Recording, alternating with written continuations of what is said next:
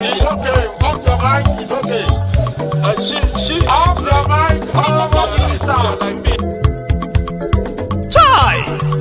Now wow, people wey suppose talk truth to power don't off mic. And if we talk, now 500,000 they go summer us, call them hate speech. But fear not, Maiyegun don't come. Him go torchlight every corner, nooks and cranny of all these bad people where they spoil our country.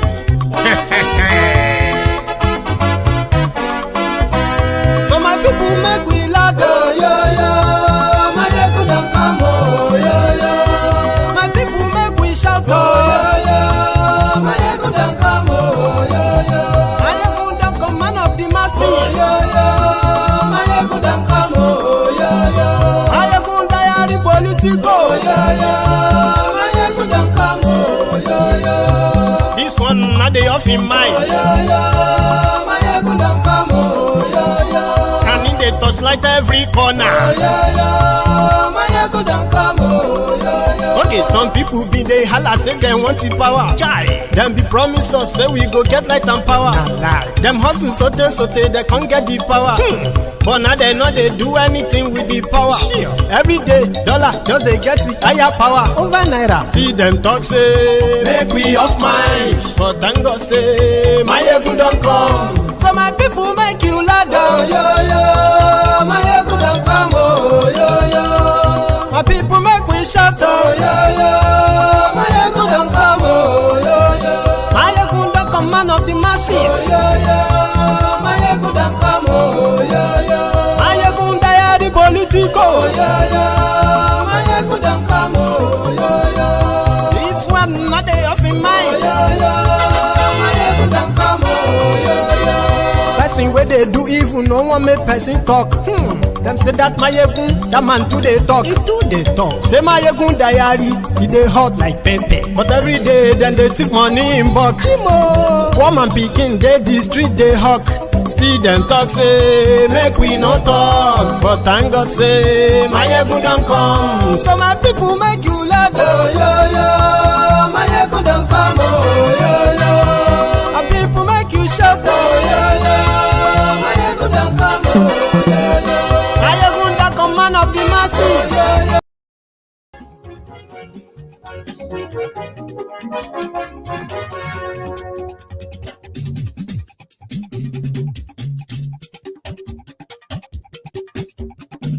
Maiyegun làwa mọ̀ làmọ̀ tó dòdòdò. Maiyegun diary Maiyegun number one. Maiyegun làwa mọ̀. Hello there.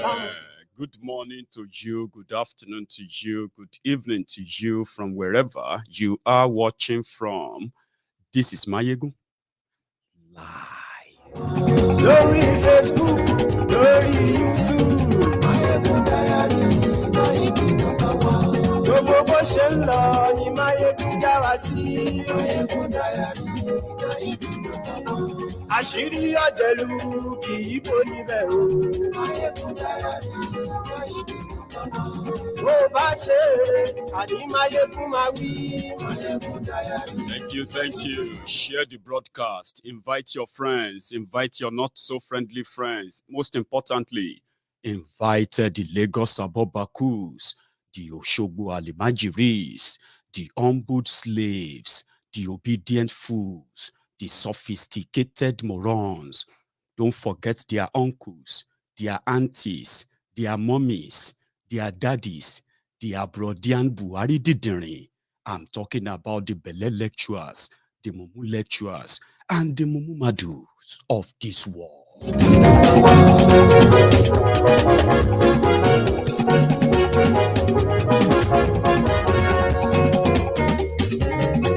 Àní ẹ̀sùn rákì. Maiyegun ti dé. Maiyegun ti dé. Ọ̀jẹ̀lú ẹ̀sùn rákì. Maiyegun ti dé. Àní ẹ̀sùn rákì. Maiyegun ti dé. Lórí Facebook. Maiyegun ti dé. Àní ẹ̀sùn rákì. Maiyegun ti dé. Lórí YouTube. Maiyegun ti dé. Àní ẹ̀sùn rákì. Maiyegun ti dé. Ọba bá gbé wúrẹ́. Maiyegun máa wí. Àní ẹ̀sùn rákì. Ijó ìgbádìyẹ. Àníyàn tó ra jù.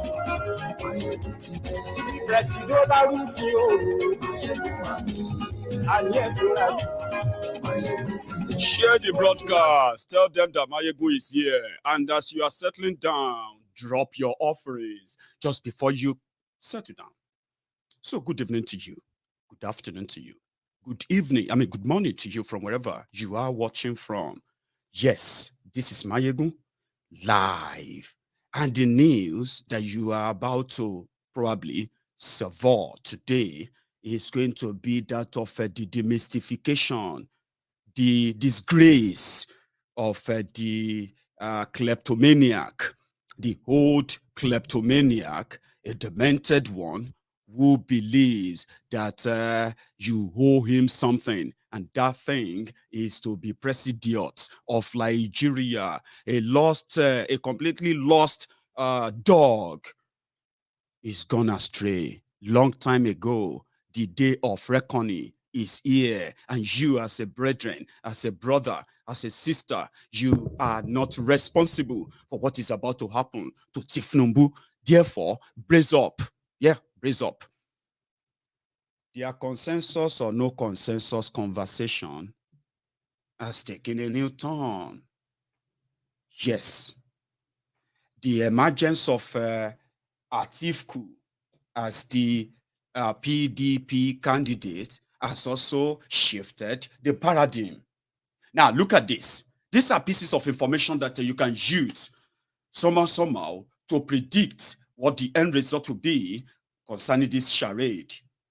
To some of you, my friends, who are currently signing up to become the obedient, I don't know if you are also ready to listen today to the reality that is on ground, especially concerning your Labour Party vehicle, Peter Obi Messiah.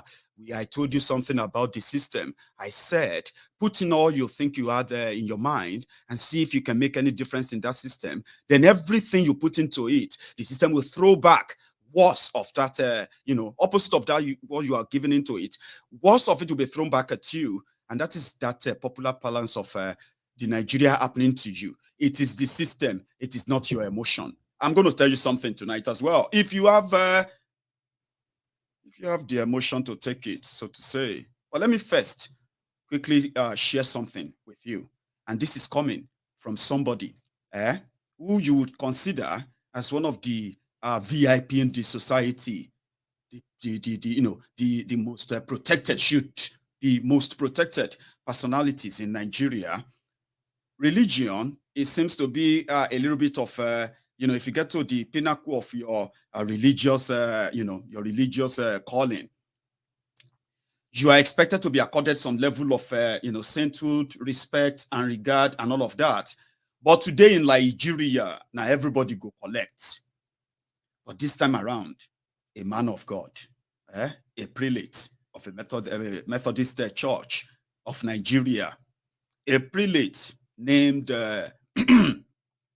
Kanu Samuel, he was kidnapped. When they kidnapped him in Igbo land, that's where he got kidnapped from Abia. They kidnapped him.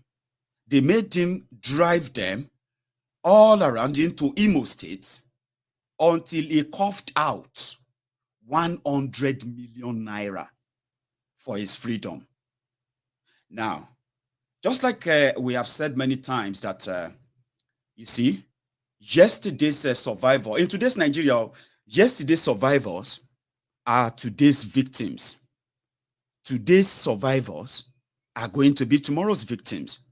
And since tomorrow will turn today, once you get to tomorrow, it will become a today. Then your tomorrow means that if you survive today, you are a waiting victim. But the man came back with a message.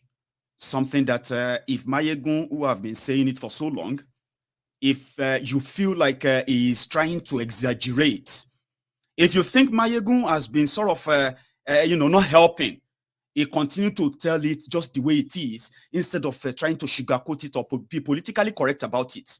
Now, somebody who just paid 100 million naira to Fulani terrorists, Fulani kidnappers, this time around in Igbo land, They told him to deliver a message after collecting the money. That is where I'm going to start from before we get to that of Tifnumbu's upcoming disgrace, right? This, I believe, is, Prelate Uche. Prelate Kanu Emmanuel, when they got released. Gone. Yeah. We share boundary, the old road to Bisochi. Then they say, this road? I said, I don't know. I pretended because it's my village. Ube is my village. I said, I don't know the place. They say, follow this road. You get to somewhere. You will see people there. So I followed the road. We followed the road, 3 of us, until we saw people. But what pains me most is that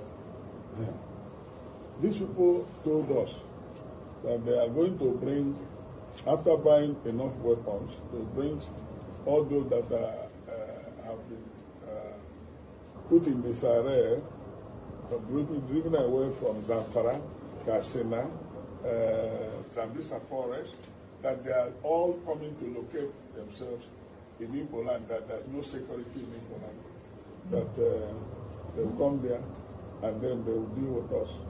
And that the dumb man was just flippant. Maybe he took something. He said, do you know Ibadan? Lagos Expressway? We are in all the bush there. We're everywhere there. We're also in the south. And, so we are waiting for the slightest signal. We will finish you people and take over this land. So they claim that Nigeria belongs to Fulani. They said that is why we are afraid of. I've been talking about this open grazing and this road. They have a plan. They have a plan. And I accuse the soldiers who are non-Christians. Some of them are Fulani. They are part of it. Because they are shooting this man. When our people wanted to comb the bush, the soldiers said, if you move a step, we'll finish you. Don't go there. So they know where the boys are, they know the location, and what they do is in the daytime they use their cow to confuse people. Then after some time, the cows will go to rest and they take their gun and do the operation of kidnapping. Government should act decisively. That is a survivor who paid 100 million naira to Fulani terrorists in Igbo land. So if you believe that maybe Maiyegun is the one that is always exaggerating, Maiyegun, how do you know all of these things? How can you sit down in the UK and then you are telling us everything going down here? You just want to cause trouble. Maybe it is Maiyegun who tutored the prelates of the Methodist church. Maybe I was the one who tutored him and said, see, after paying the 100 million, when you have a chance of speaking to the media or talking to the media, right, just say they were Fulanis. So many of, what happened is this, many of us are living in denial of many things. The insecurity, some part of people are living in denial of it. They are pointing fingers, including government pointing fingers. But somebody who just survived the harrowing experience, not many. Do you know how many church leaders across Nigeria that have been kidnapped by these terrorists and they have actually killed them? Today, you are hearing about unknown gunmen in eastern Nigeria. And I remember many times I have come here to try and make us reason together. That look at this event, look at that event. Did they make any sense to you that this could have been done by the IPOB or by the ESN? And most of the time, people just want to shut you down. Like, shut up, you don't know what you are talking about. But the victims of those who have actually experienced, those who actually lived to tell the story, most of the time, their testimonies are completely ignored by the media. But the prelate said something. He said, the Nigerian soldiers, they are working with them because many of them are also Fulanis. That is one fact that has always been in the open for so long. You all know that. But many of you, the media, the security in Nigeria, and all of them who are completely compromised, they completely ignore that fact because their intention is not to have peace and progress in Eastern Nigeria. The intention is to completely destroy the Eastern, the people and the land and the people of Eastern Nigeria. And that is why, you remember when I was saying that don't celebrate unknown gunmen, don't celebrate the criminality of these people because they are not what they are setting you up. You have no idea who are their sponsor. But when victims of their criminality manage to come to the public and speak out, you remember when the governor of Ebonyi State, Devulumayi, when he said that when they were killing people in Ebonyi, and about 40 to 50 communities that cut across about 3 local government areas in Ebonyi State came under attack of the Fulani terrorists. The governor came out and he said he's sad, he's so disappointed because he had a deal, he made a deal with the local Fulanis in Ebonyi State. But that during before the attack of these communities, they were attacked simultaneously. The governor, not me, the governor, who is a member of APC, Egbekegbe now, yeah, he said all of the local Fulanis in all of these communities, right, they packed, they moved, and the moment the last of them moved, the terrorists moved in. That was what the governor of Ebonyi said. Now, the prelate also said that they are in Ibadan and all of the southwest forests. Now, that statement is to confirm and give credit to what I have told you many times on this platform.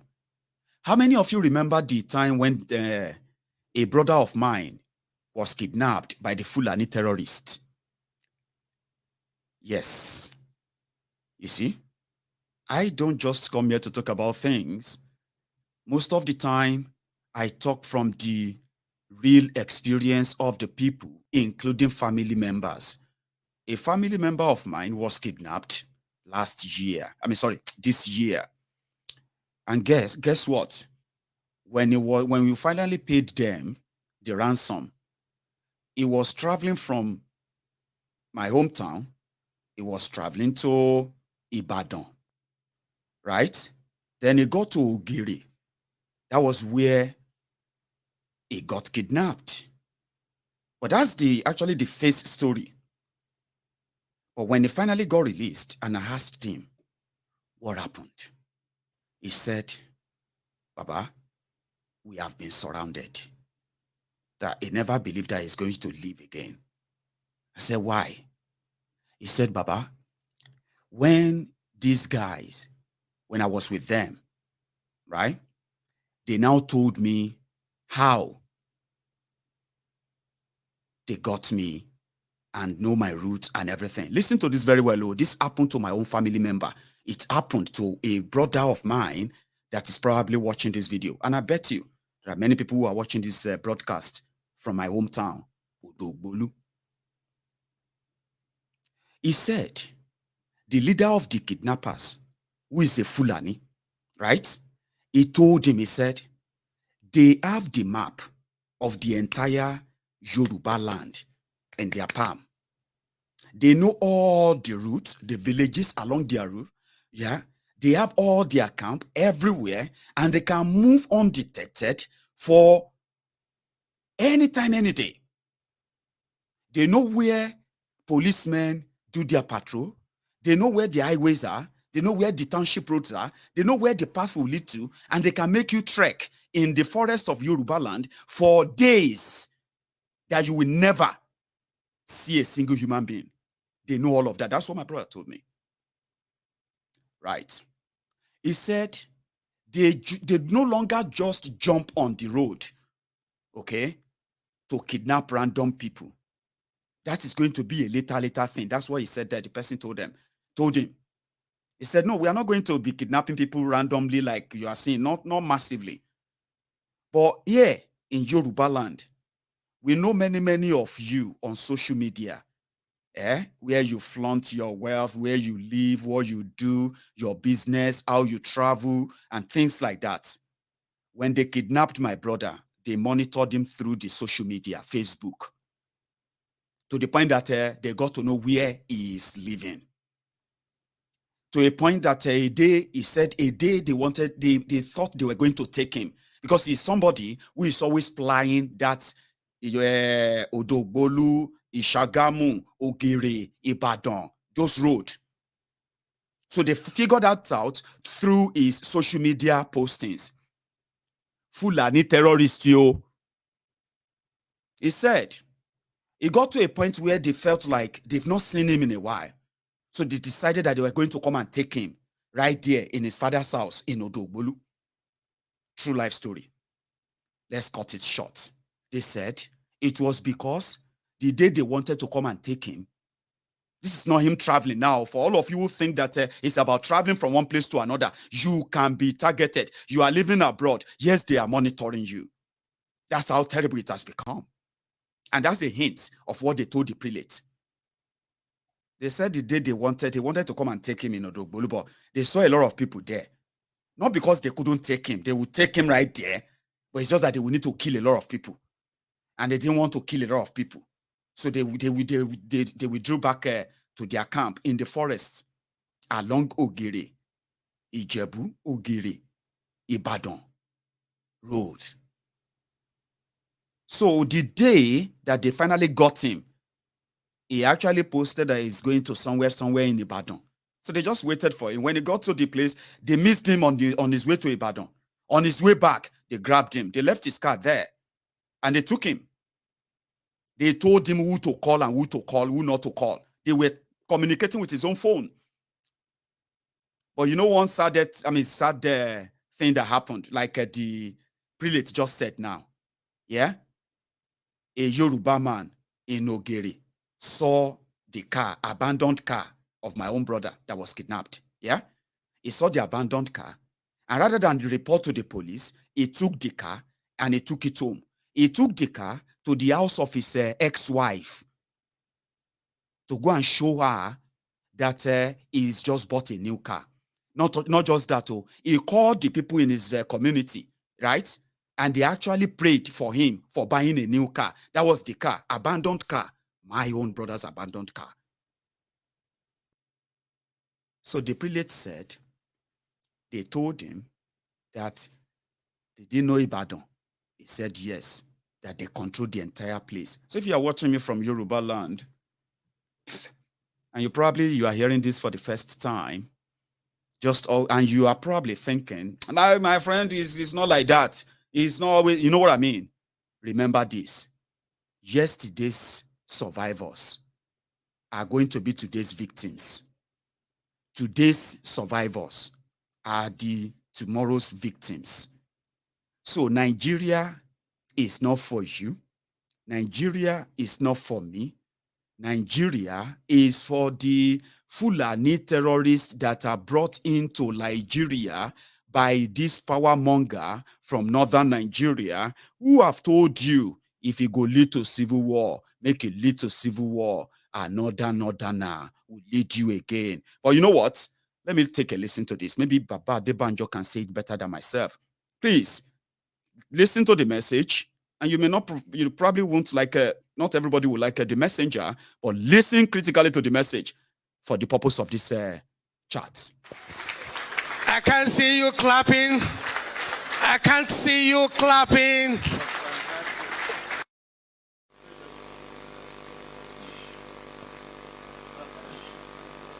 God bless you, sir. Should I go get for you? They say, but I don't talk like that. I say, why are you saying that? Where are my colleagues? Will I say God has not done enough for me at 94?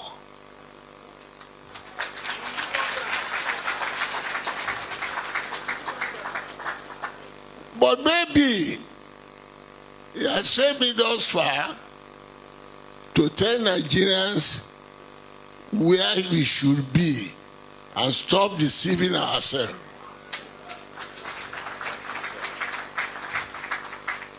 I will not repeat the grounds that my leader in Southern Leaders Forum, Per Clark, he has given the background, the truthfulness of the thing, the historical something.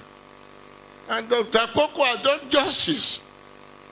And until we have said enough in the press, we are all living in denial. You all know why.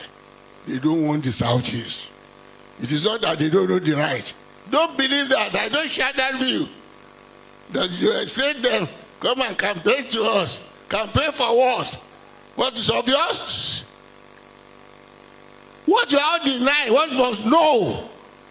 Why everybody must support the candidature of an Eastern origin for presidency is because the northern people don't want to yield power. Don't make a mistake about it. You are all afraid to say it. And I only like to point to all the facts to show you that they are just deceiving you. All the ideas that they are supporting the Southwest, they are supporting why? It's an element of deceit to divide you, to be able to rule you. They don't like anybody. I told Tinubu himself, not in the papers, face to face. You believe this man is the breakthrough president? He said yes. I said, you make you president, he asked Yoshiba to contest, he asked Fayebi to contest, he asked Amosu to contest, all in the West. Why? He wanted to divide the West first. Then he goes to the South. The unfortunate thing is that,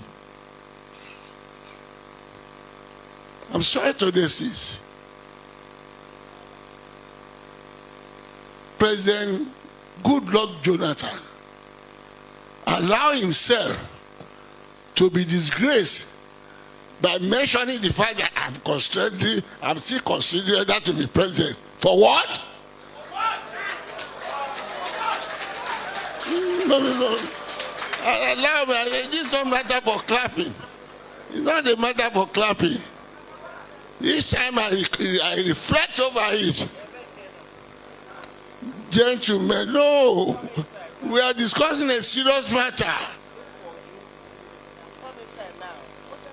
When I remember the struggle and the campaign I made for Goodluck, on the principle that every part of the country, no matter how small, you are entitled to the highest position in this country if we still want to be in Nigeria in peace.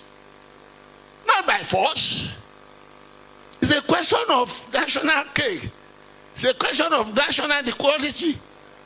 The Nigeria which I fought for, and I repeat, fought for, because I took part in the fighting.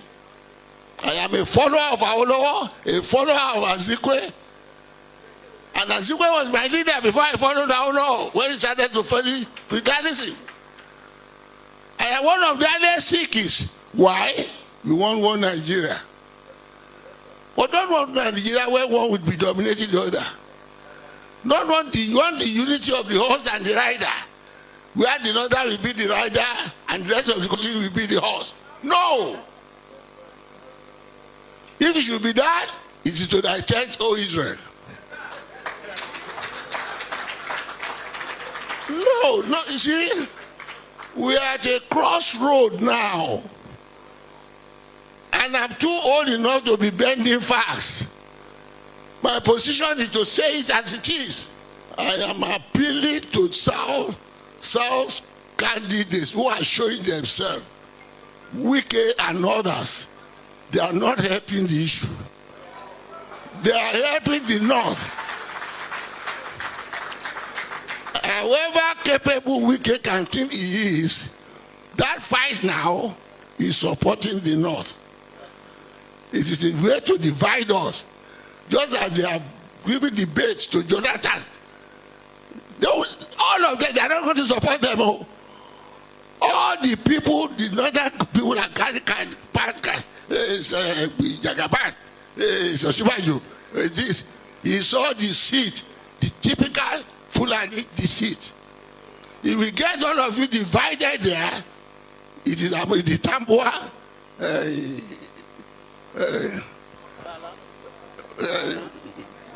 Balan, and Saraki, and the other former vice president, Atiku, go and watch.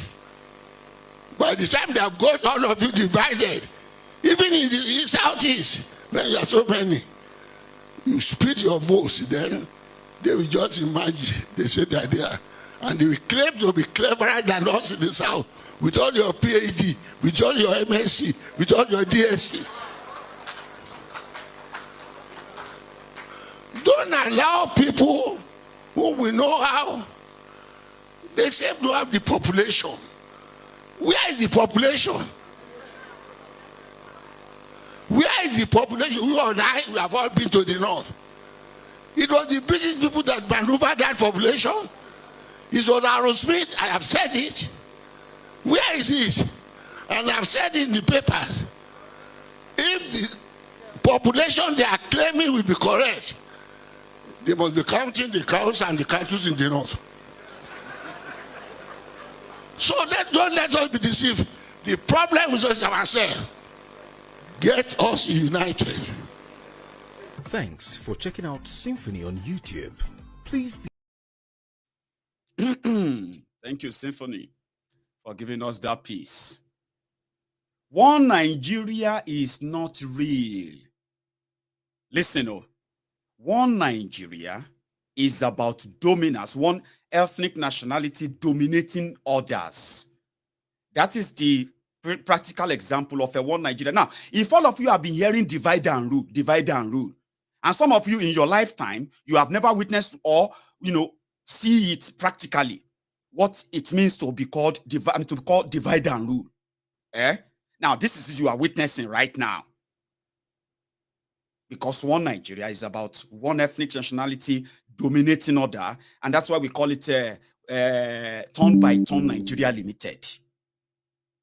If you meet a Yoruba man right now, a Yoruba man that is preaching unity about Nigeria, listen, he will tell you, see, all of us Yoruba, we need to come together. We all need to speak with one voice. So that, for this country to work, all the Yorubas need to come and speak together and support a Yoruba man. Because a Yoruba man is the ideal man for Nigeria to this type of Yorubas. Then you will see another one. You will say, I'm an Igbo man. All of us, instead of all of us, Igbo people to come together and then make this person the president of Nigeria. But at the back end, at the background of all of this saying, it is about domination, dominance, so that they can say a Yoruba man is the president of Nigeria. So Yorubas can have what they call free pass. Oh, a Fulani man is the president of Nigeria. So the Fulanis, they can have free pass. You know what that means? Because that will be their turn. So that is the practical example of a one Nigeria. Now, come to the divide and rule. Me, I say, if you, as a Yoruba man, as a Yoruba woman, if you love unity so much, and you want Yorubas to come together as one, as a one bond, why don't you say, instead of championing that Yorubas should come together, and support somebody so that that person can be president of Nigeria, so that he can be leader of everyone, Fulani, Hausa, Igbo, Ijo, Nupe, Igala, Idoma, Egun, and all of them. So he will just be president of everybody. Why? That's the kind of question I do ask myself for that. If 70 million people say, let us come together and make somebody a leader, of where? Of other people. So you as Igbo man and Igbo woman, you are calling on other Igbos and say, we should all come together in this country. If it's because we are divided, if all the Igbos come together, they can become somebody, they can rule Nigeria. Why? Why do you want to rule Nigeria? So that you can dominate Abi, just like the Fulanis are enjoying. Now, the Fulanis who are enjoying it and not this northern elite, what they have made you miss is this. If your unity for Yoruba people is that strong, then it should be for the Yoruba land, shouldn't it? Yeah, let's unite and decide for our own, decide our own fate, take our own destiny in our own hand. We don't have to be president of Nigeria because Nigeria is unreal. There are so many other nationalities fused together, and you championing to be president to control Nigeria is just like you want to be like the Fulani irredentist, the Fulani oligarch, this northern crook who have managed to queue behind the Fulani. You have the Hausa, you have the make I bring that map. I'm not a good student of history, right? Look at this. Up north, Look at those who make up up north of Nigeria. But today, just like people said when we were growing up, we used to say, Nigeria, the three major ethnic groups in Nigeria, they are the Hausas, the Yorubas, and the Igbos. But since this democracy started, suddenly, Hausa no they even sound as major tribe in Nigeria anymore. It is now Fulani. Then they will say Hausa Fulani. They just match them. And therefore, waiting bring Hausa Fulani be this political exigency, the fraud, the benefit they are getting from Nigeria. There is Hausa, there are Fulani. In fact, the northern Nigeria, which is in yellow, that majority of that part is Hausa land. You see another part on the top right, Look at those people there. Those are the indigenous people from that part, okay? Look at the middle blue, where Hausa no dey there, na Gbayi people. The Gbayi people who owns Abuja and all those Niger and all those areas, they are not Hausa. But today, now Fulani, all of us, they shout. Are you with me? Fulani, and all of that. So they've enjoyed the power.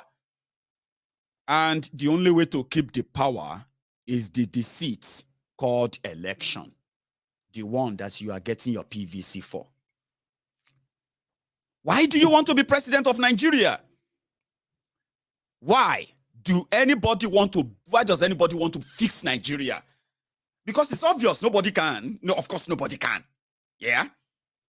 But Yorubas can fix Yoruba land if we detach ourselves from Nigeria. You know that? The Igbos can take care of themselves if they detach themselves from Nigeria. Do you know that? The Hausas can take care of themselves if they detach themselves from Nigeria. And the Fulanis too can take care of themselves. And every other ethnic nationalities can take care of themselves. They can't take care of themselves. But the divide and rule is at play. Brothers fighting brothers for the biggest apple prize. They want to be presidents. All right. Somebody is asking me to drop our Give Send Go link. Yeah, if you are planning to make any donation tonight, I was waiting to get to that part anyway. But if you are willing to make that, I will leave the link in the comment section. Yesterday, BUhari called a meeting, and in that meeting, he spoke. He met with APC Egbekegbe governors, right? And he told them, "Listen, guys. I would have read you the text of what he said, but it's going to be a waste of time. I can summarize, and you can look it up because it's online, what he said. But what he didn't say is what I'm going to tell you. But first, let me tell you what he said. He met with the 22 governors, and he said, listen, guys, you see that I have not interfered. Yeah, I didn't interfere in you running mad in your different states. Some of you have spent your second term and you are going for your, you are going to be senator, you want to be this or that. You have choosing your successors. I didn't choose for you and I didn't interfere. Now I'm going to need your support because I'm going to choose my own successor. And the name of that my successor is going to be forwarded to you, and you have to deliver. You have to deliver him on Monday, the 6th of June. So the good news there is that the good and the bad news is that the consensus candidate is not Tifnumbu out of it. In fact, immediately Tifnumbu went in yesterday to go and do his screening. Yeah, another team came and they were like, you know what? We get case, so this guy is a criminal. Honestly, he's a criminal, and we want, in fact, there's so many questions we want answered. His education, his birth, his birth certificate, his date of birth, so to say, his career, his how he made his money, everything day where we want present, and we just want to make you know, say, this guy is also sick, hiding that. So, no clear amo. However, this is already pretty much like a setup. Listen to me, oh. It's like a setup in the sense that initially, it shouldn't be this complicated. When Tifnumbu was making a deal with the devil in his greed, insatiable lust for power, he saw it coming. However, he still continued to believe that he's smarter enough.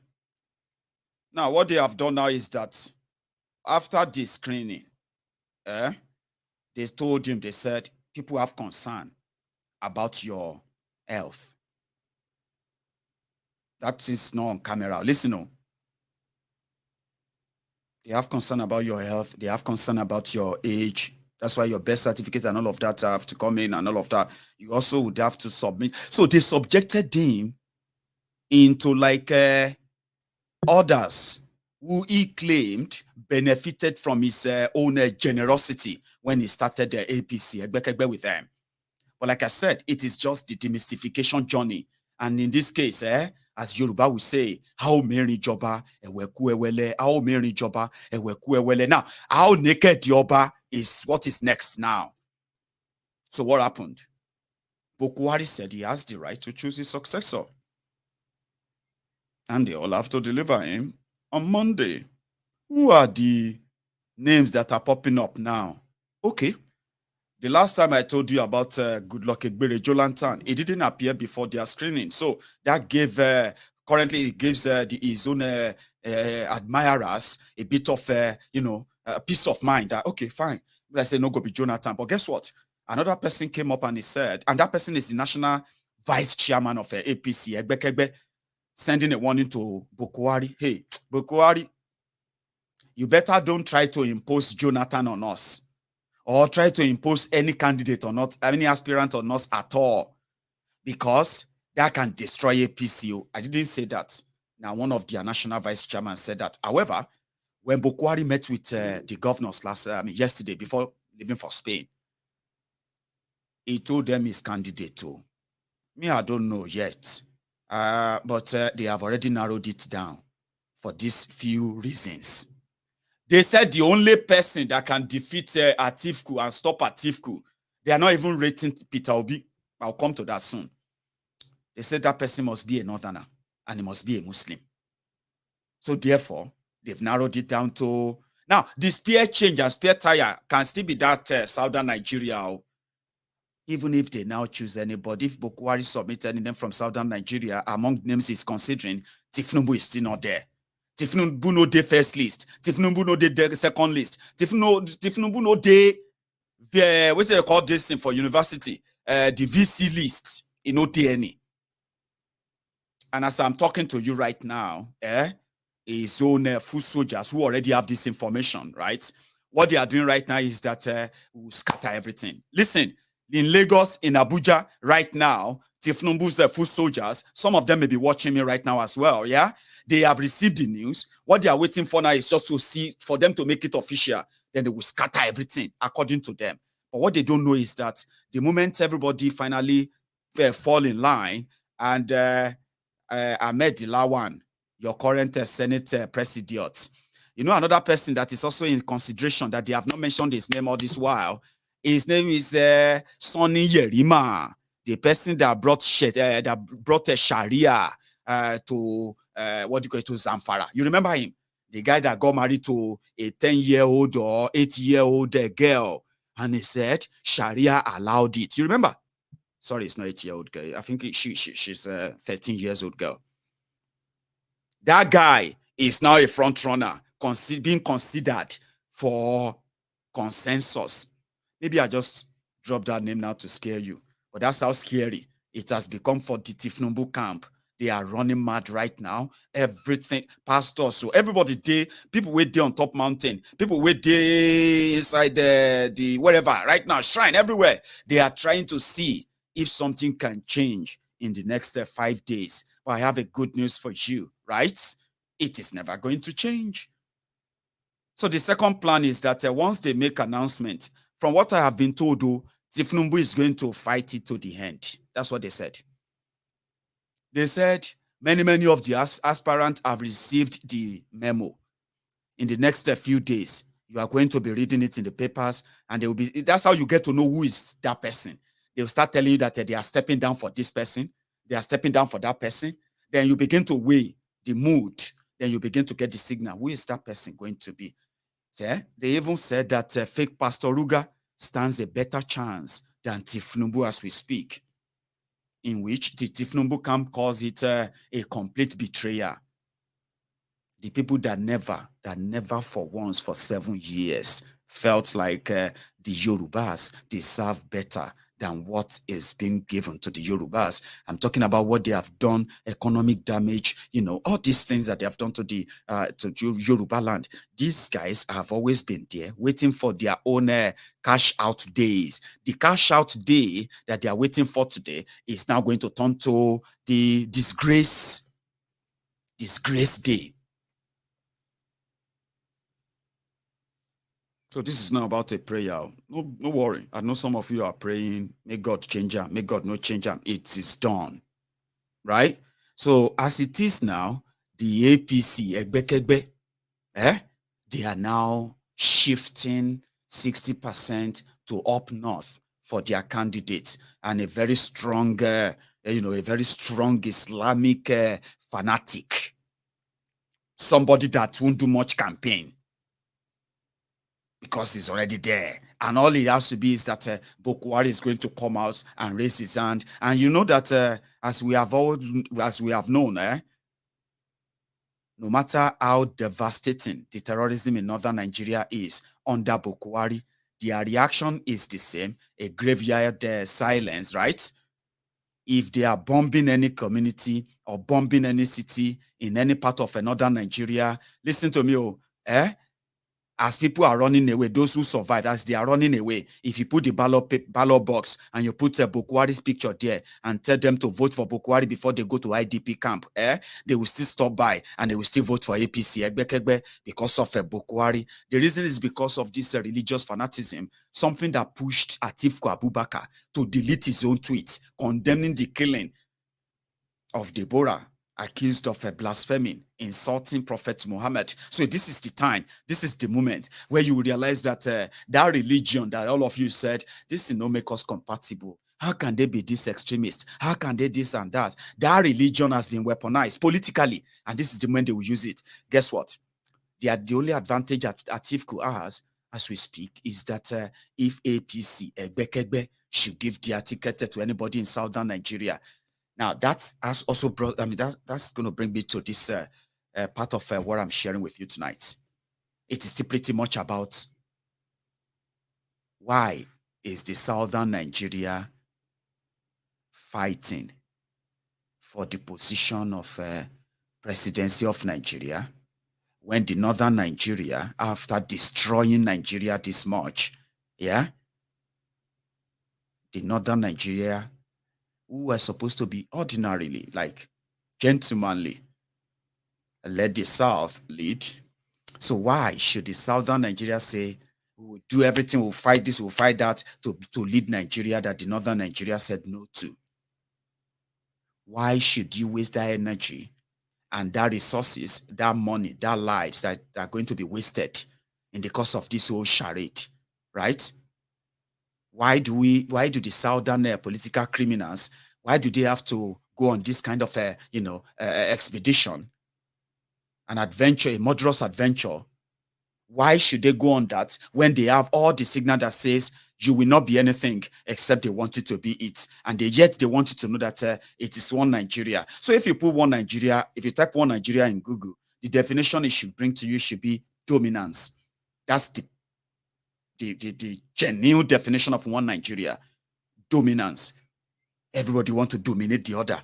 Everyone want to say it's our turn. It's my this and that. Abandoning the obvious things, the obvious reasons why we remain backward. We remain like, So why? The question will always be why? Why? You are campaigning for Peter Obi to come and be president of Nigeria. To do what? To come and unite Nigeria. How? So that you can make the Sharia North, right? Never to kill you for insulting Muhammad. Or for the Sharia North, never to decide to start killing you because somebody insulted Muhammad in another country.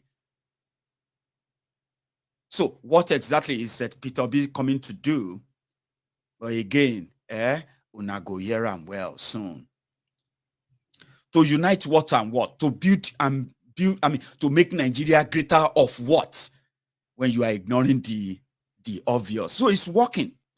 So what is working now is just that the last part, which is that let those who believe so much in this one frauduria and in this one contraption so much that they don't want to discuss the differences that has brought us this untoward hardship, and then this needless killings and all that. They don't want to talk about that. The victims of terrorism are continue to leak their own wound. Why the politicians continue to milk the situation? So you should never, by any means, for whatever reason, right, ever blame yourself for what is about to happen to these betrayers of their people. You are politicians in Yoruba land. BUhari and the rest of them, the only thing they have for their own self-preservation is to keep power. And as long as Nigeria exists to fund all of their fantasies and the rest of that, then Nigeria should remain one. But to an average Southerner, what is Nigeria to you when all your life you have been telling yourself that the North is the problem, the North is the problem? Meanwhile, in the Northern Nigeria, they are seeing you as people they are trying to help. Some of you are thinking that the North is living off you. No, it's no longer the case. Nigeria is theirs, including your land, including your ancestral homes and everything. It is their own, according to them up north. Down south, you believe that the southern Nigeria is, we are the one funding them. We are the one doing this and that. That is to make you feel good. To the people in northern Nigeria, you guys are a bunch of infidels that are just, you are not supposed to be in the same country with them. They agree. But the fact that they are in Nigeria today, according to them, Nigeria is their inheritance from Allah. And this Allah and the land in Nigeria, the water, including the people, they are the inheritance of this Fulani, oligarchs. It sounds so ridiculous, doesn't it? It sounds so unreal. But to you, sometimes they will say, those who want to be politically correct, yeah, they will turn around and say, oh, that is inciting. Oh, that is a tribal blah, blah, blah, blah. But it is true. The mentality, the act, the deed, and those who are backing them have proved this. They have said it to the locals. They have said it to our people back there. You guys are just infidels. So, and Nigeria was bestowed on them. I mean, they inherited Nigeria from their forefathers, Uthman Dan Fodio. So you as an educated Southerner, are you not daft? Are you not stupid if you are trying to describe what do you call it? This and that of Nigeria? Nigeria is so unique, of different culture, different language, different people living together in harmony. Why are you lying? Why? Why are you lying to yourselves? They say to our faces, they said, we are infidels.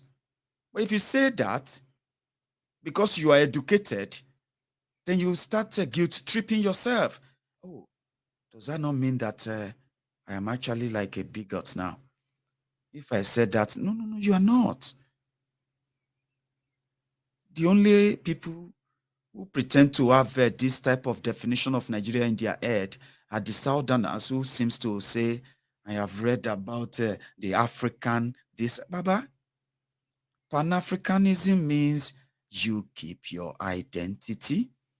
When you have a mixed-matched identity, there will be trouble. And these two worlds that you live in, these two Nigeria that you have, that some of you from southern Nigeria don't even know, and you do know, but you play it down. You know about northern Nigeria. There's no southerner who is smart enough, doesn't know about the political, the economic, the religious, and every other thing that has to do with northern Nigeria and how complex and complicated it has become being part of Nigeria. You do know that, but you just love to speak grammar and you don't want to look bad. That's why you want to always be politically correct. But in reality, you in southern Nigeria, you are thinking you are the ones helping the north. That is why they don't want you to break away from Nigeria. But in northern Nigeria, they are seeing you in the southern Nigeria as people they are just helping. Look at the people we are just helping. We are the one feeding them. If we want to kill them now, these southerners are talking about oil, and this whole thing. If we want to kill them now, we just stop giving them food. That is the mentality of a politically active northerner. Just same way you have your master's degree, you have your this and that, you can speak grammar, you think you are smart. And then you think that average northerner is not. But he's politically conscious than you. And his belief is so strong that what you think you believe about Nigeria is your own belief. And sometimes they can choose to agree with you if they feel like they have something they want to use you for. When you begin to speak your grammar, they will say, that's true. When it comes to you implementing those ideas, then you realize that now only you get your idea. Go back to your southern Nigeria and continue to dream. Now, it has gotten to a point whereby an average politically conscious northerner is breeded, is in a way conditioned, socially conditioned to believe that that your oil in Niger Delta, they developed it. If not because of them, you don't even know what to do with it. Yes, that sounds like a joke to you, right?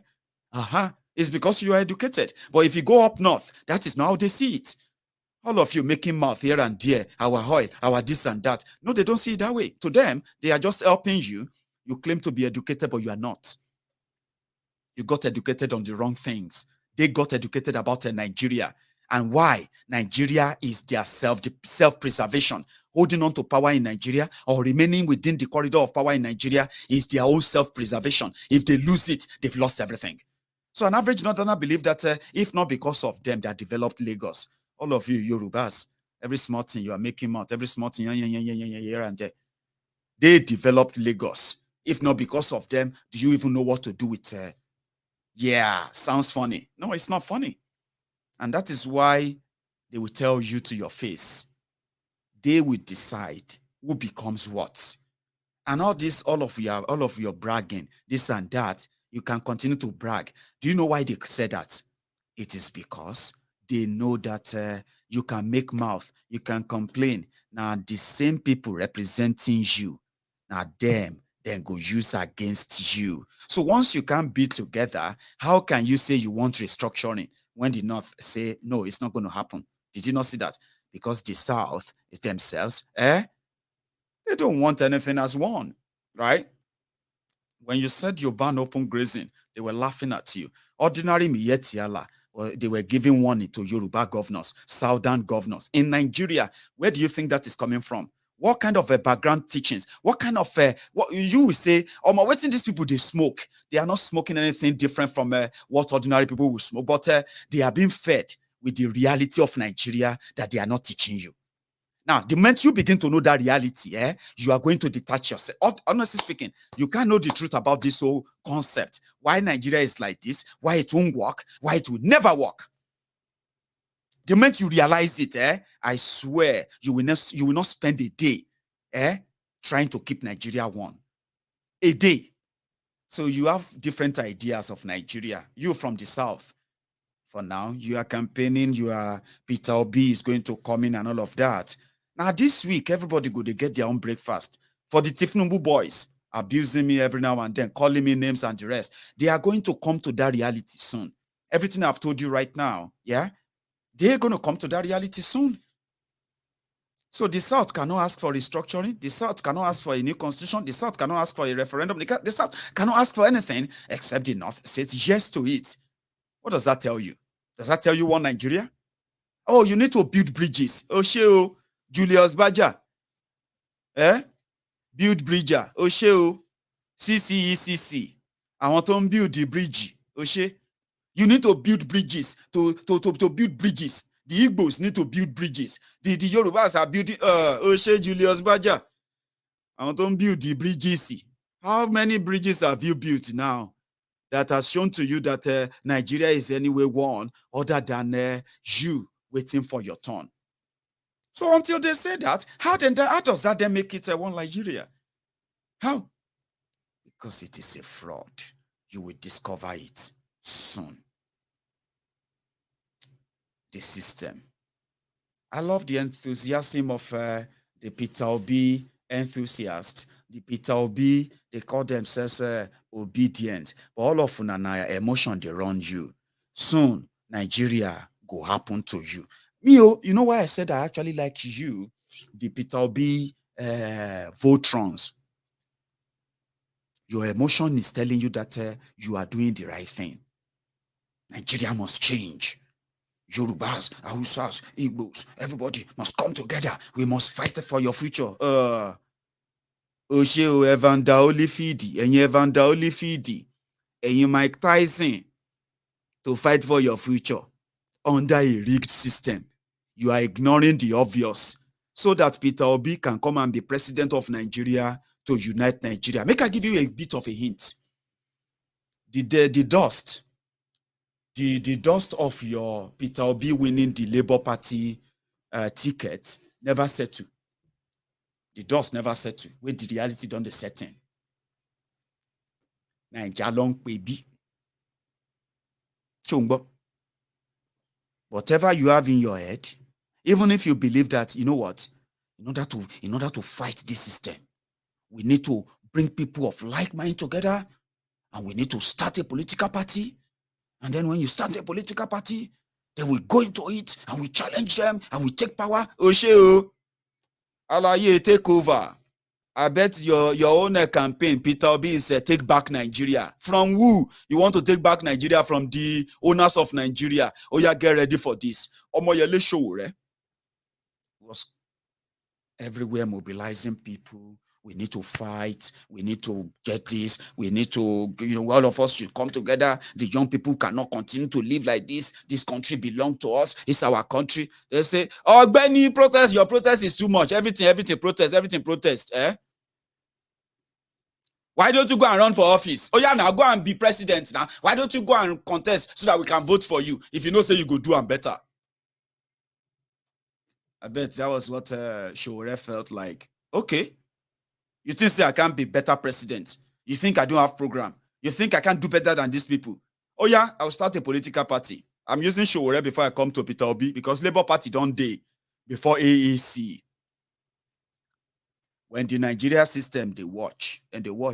First, they see say some of these young people every day when they wake up like this, now to attack Omoyele Showore. If Showore say, good morning, my people, you will see like a 2,000 comments. What is wrong with this Showore? This Showore have no even get sense. What is all this nonsense? Which one is good money? What is good about this money? This is the reason why this country is not working. This Showore is this, like, they just put their problem. So they didn't have to do much. They suddenly, Omoyele Showore started a political party. Okay, what would they watch? The next thing, Omoyele Showore was like traveling everywhere, meeting the young people, trying to get them on board and all of that. He even started traveling all over the world. Here? You say this one, don't they believe, say if he do something. What did they do to Omoyele Showore? They arrested him. Yeah. They said, hashtag revolution now. Is a treasonable hashtag. That hashtag is about to overthrow BUhari. So they arrested Showore. What did they do after that? They went straight into AAC. And since somehow, the people where they became Showore's friend in the struggle, the one where they do, Aluta continua with Showore. Aluta continua. Say, comrade. No be say. Now so Omoyele Showore added the people we call the come and raid. Showore dey prison. They don't fight. They give them money. Now this person go be chairman. Showore is not this. Showore is not a member of our. He's not a leader of our party. Showore is suspended. Kilo de. Comrade, why are you fighting yourself? They say that because of the millions of money from the same people they want to overthrow, the same people they want to take power from. Now, so they work. It is Nigeria. Every opportunity for an average Nigerian, with the way they have been so destroyed by that system, is an opportunity to sabotage whatever you are doing. Showore is a very good example. Since that time, Showore ended up in court. Imagine your fellow comrade. We say they say we won't take our future back. We won't fight for our destiny. The fellow comrade come they talk say they don't want you again. This party. AAC come talk say may people no go vote for Rivers State may AAC may they go vote for PDP may they go vote for what's happen? Comrade, what is going on? You know the story, Abi. Now this is Labour Party, where Peter Obi, the savior of the young generation of people who are being wrong, who are being controlled by their emotion.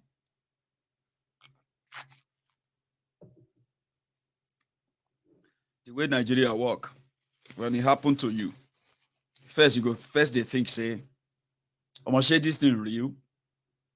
By the time you confirm that it is real, the one that you feel like, I will fight. Now there you go, just sit down there and say, oh man, I'm tired. So what happened? Why are you tired?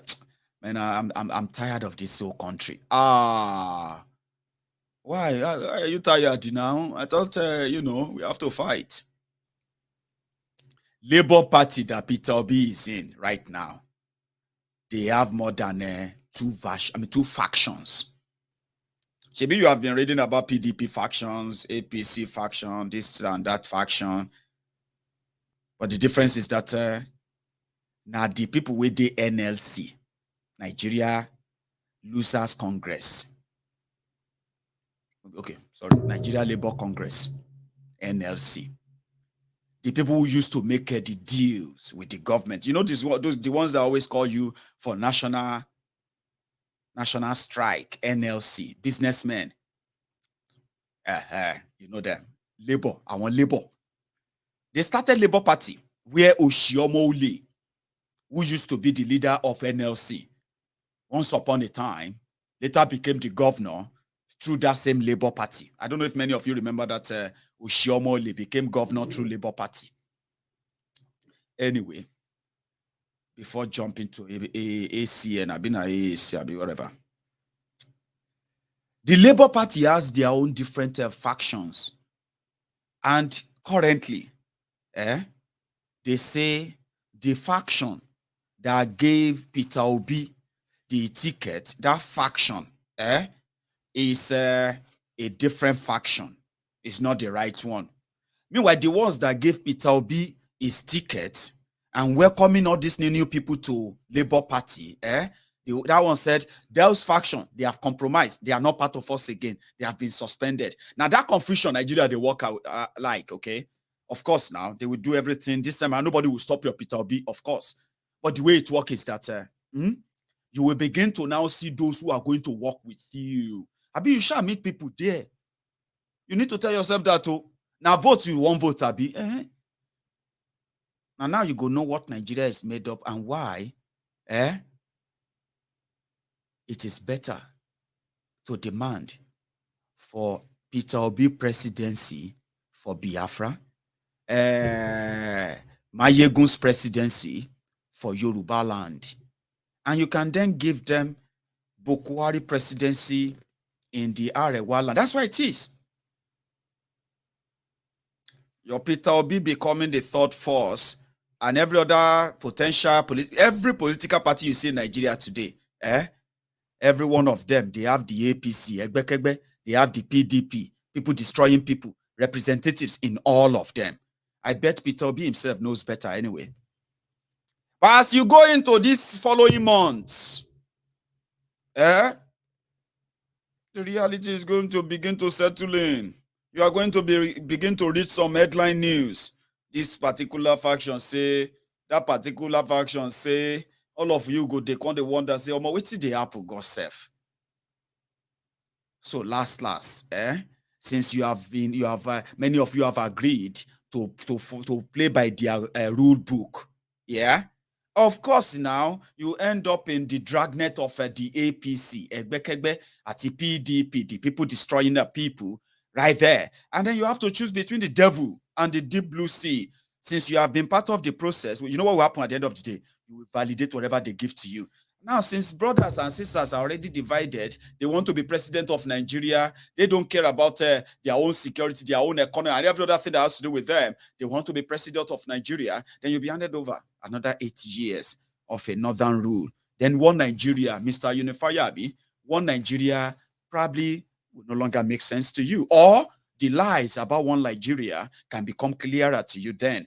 But you don't believe me, do you? I don't think you believe me. Don't worry, you don't have to believe me. That's why I said that there are stories, pieces of them that we have to put together. And what you make of whatever I said is up to you. But you are going to see that everything I've just said is going to come to pass. And when they come to pass, then you come back to that, my primary statement that, it's never worth it to be president of who? Where? Do you even understand where you say you want to be president of? To come and fix what? To keep it together with who? These are questions that once you have answers to them, you are never really going to be so keen about their one Nigeria. As it is, me go tell you what to do. But I have my friends here that we do tell ourselves what to do. So today is the 1st of June, 2022. And from the Temple of Truth, I want to say Happy New Month to every one of you brethren in the Temple of Truth. I've got an announcement to make, and I also have a sort of an update to give. The first announcement is to tell you, the brethren, I think, we should do that then. So the first announcement I have to give today is to confirm to every one of you that the gentleman, the Omoluabi, Omo Yoruba Tata, that pledged 500,000 naira 2 nights ago on Maiyegun's diary Politico to go towards our Yoruba self-determination advocacy publicity right there in the heartland of Yoruba land. So he gave that 500,000 pledge 2 days ago, and we redeemed that pledge today. We have received the 500,000 naira pledge from this gentleman. Sir, thank you. I have to say that to you on here, so our people will know. So when he made that pledge the last time, because of the purpose of what the donation is meant for, I kind of asked if it was okay with them to just send the money straight away to our printer, the team in charge of our billboard publicity, you can call it here. But there is more to that I'm not telling you. It's not just billboard, but you get to know more as time comes. As the time comes by or goes by. So anyway, our this publicity team received the 500,000 naira today, and they are waiting for more from us. And that is why I said that today would have been a time for us to read our proposal that you can call a budget. But because of some little kind of delay, unforeseen circumstances, I won't be giving you details of what we are going to do, but I'll give you the kind of what did I call that one? I'll give you a bit of idea, a summary or sort of what we plan to do this month of June. We plan to increase our visibility of this Yoruba Nation advocacy. Why do we need Yoruba Nation? Why should we be talking about it? And more like that. How do we bring this into the subconscious minds of our people? The adventure of saying they want to be president of Nigeria, or the adventure of politically greedy criminals who are holding us down in Yoruba land. The idea of them telling our people that Nigeria is going to be great one day. Nigeria is going to be great one day. They just need to endure. They just need to persevere. All these things that they are giving them this false hope. We want to bridge that communication. We want to bridge that communication with this kind of publicity. Begin to bring this Yoruba Nation, the possibility of Yoruba Nation, begin to bring it to the subconscious mind of our people like normal in the cities, in the communities, in the rural areas, in the highways, regular roads, township roads, and all that. So this month, we are going to increase that. Okay. So I am kind of proposing that we get up to another 10 up. Then I remembered the, I remembered the kind of arrangement we decided to also kind of use the last time we spoke about this. And I think it was in May. We said that individuals who knows that they are capable, they have the capacity, right, to erect a single billboard of this awareness in their own town, in their own state, they can take it up. You can erect two. You can, for example, our donor who said that I shouldn't mention his name, okay? He said that, when he gave us the 500,000, that is something that can erect a two straight billboard to far away like a Kogi, yeah? Our billboard is 200,000 naira to start with, right? Including a mountain, erecting, and as well as the signage for it for the duration of a month. You can pick that up. Some people said it's a waste of money. Some said that it's a pure waste of time. We said, okay, you should do something too. This is what we have chosen to do. And if you feel like it's a waste of money, it's a waste of time, don't ever add your money to it. I won't add my money to something I feel like is a waste. Do you know that? I won't. Don't add your money to it, okay? And if you feel like there are other things we should be doing, you should start it too, okay? Enough of trying to tell people how to do things because you have it in a better way and all of that. All we want is that every idea that you think can be employed to get us to that promised land non-violently, by the way, because once you choose violence, don't talk to me. Yeah, please.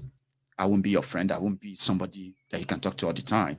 If your way is violence and all that, but any other way that you feel like is better than this, start doing them. Some of them will even learn from. Okay. So yeah, if you choose to take this individually, you can also do that. To make it easier, right? If you want to take it individually, it's 200,000 naira per one for a whole month, including the printing, the erecting, as well as the security on it for that whole month. Okay, you can pick that up for your state. Send me an email. Don't send me a text message on WhatsApp. Many people send me messages on WhatsApp when I first spoke about this the last time, yeah? But I responded to them. I couldn't follow them up because I've got thousands of text messages, missed calls, and all that on that WhatsApp number. So most of the time, to trace them back again, I just kind of lose count or lost my track. But if you are genuine and you want to sponsor 1, 2, 3, 4, 5, if you want to even pick up as up to 1 million naira to sponsor about 5 of these, yes, you can do it. But you see, with 500,000, we can erect more than 2 billboard, at least 3 billboard in the areas that are closer to Lagos. But the moment we start going outside Lagos, or we start going outside Ogun, and we start going up north, yeah, then we will end up having to incur more costs, which include logistic and getting people there. So the idea then was that if people want to have that, they can send me an email. Maiyegun, just send me an email through the Diaspora Radio International. Somebody should let me type that email in the comments, please. Diaspora Radio International @gmail.com. Please help me type it in the comments for those who are going to be interested. Now, the reason why we use it is that it means that can save us a hell of a money that we can use for other things, right? If people take up this individually. So there are people that can fund 10, there are people that can fund 20, there are people that can fund just 2, 1, right? If you send me an email and you make your own specification known, right? Then I will direct you to where you should pay that money to. And yeah, the amount of billboard that you want in your area will be delivered on time. Now, that is an exercise. But on our own part, I was going to come here to propose also doing another, maybe another 5 or another 10, which will likely cost us quite a fortune, probably over 2 million naira to do for another month. Okay. Then I felt like, okay, maybe I should take my time before doing that and just talk about the most important one, which is the primary reason why we started this funding in the first place, right? The most important one, the care of Oloye Sunday Igboho. So I was going to come here to tell you that, as usual, we will make a provision of another 1 million naira in reserve, and then another 1 million again, making it 2 million naira. So it doesn't mean that we have to pay out the 2 million, okay? But first, he will have access to, 1 million naira this month again in June. And then if there's anything that pops up that requires our assistance, there's also going to be another 1 million naira in reserve, which is going to be for emergency.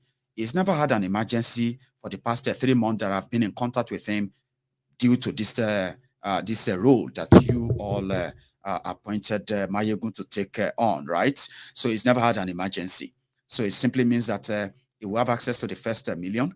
And if there's any emergency that pops up, there's also an emergency money there. So then once I figured all of that out, balanced up all our book, and then, make whatever we want to do, then I can tell you our budget. So for those who still want to probably chip in their own donation support and what have you, the link is there. Use the PayPal, use the bank account, and then use the Give Send Go. And whenever you do, you can also leave a message here with that. Talking about our program for this month, we are going to launch our Yoruba Rescue Team platform this month. Okay, I can assure you of that 100%. Right?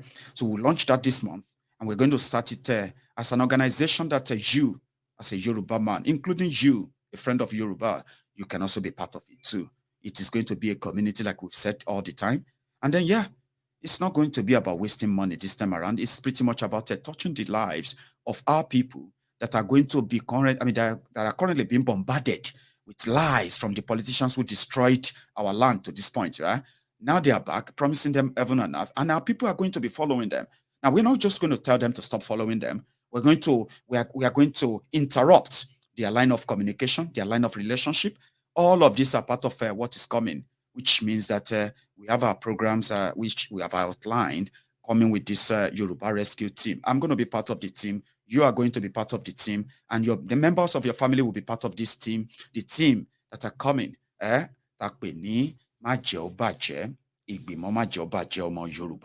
so yeah, that is coming this month. And our target is that the first month, we want to reach the target of 10,000 of us who actually believe this and will sign up for this I have people who have pledged a lot. Trust me, I can tell you that, that we haven't started. I currently can say I am holding back the help of hundreds of millions of naira that could have been made available in order to take our message here to our people in Yoruba land, and even not just Yoruba, outside Yoruba land. Everywhere you are as a Yoruba man, we will reach you. We will be in touch. We will connect you. You will connect us. We will link up, and you'll be part of us. Somehow you will know why you should be part of this once we come up upstream. So yeah, we're coming up with that this month. And what else do I want to give you as an update on this? Pretty much nothing else other than just to listen to those who might want to add their voices to this conversation tonight. But before we do that, let me call it a break. I'll take a quick one, a tea break, and then you can also take a tea break. But before you do that, you've been with me for 90 minutes, nearly 90 minutes. Well, precisely 85 minutes.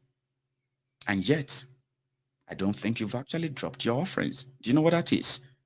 Have you subscribed on Maiyegun's Diary Politico at all? Have you liked the broadcast itself for all this while?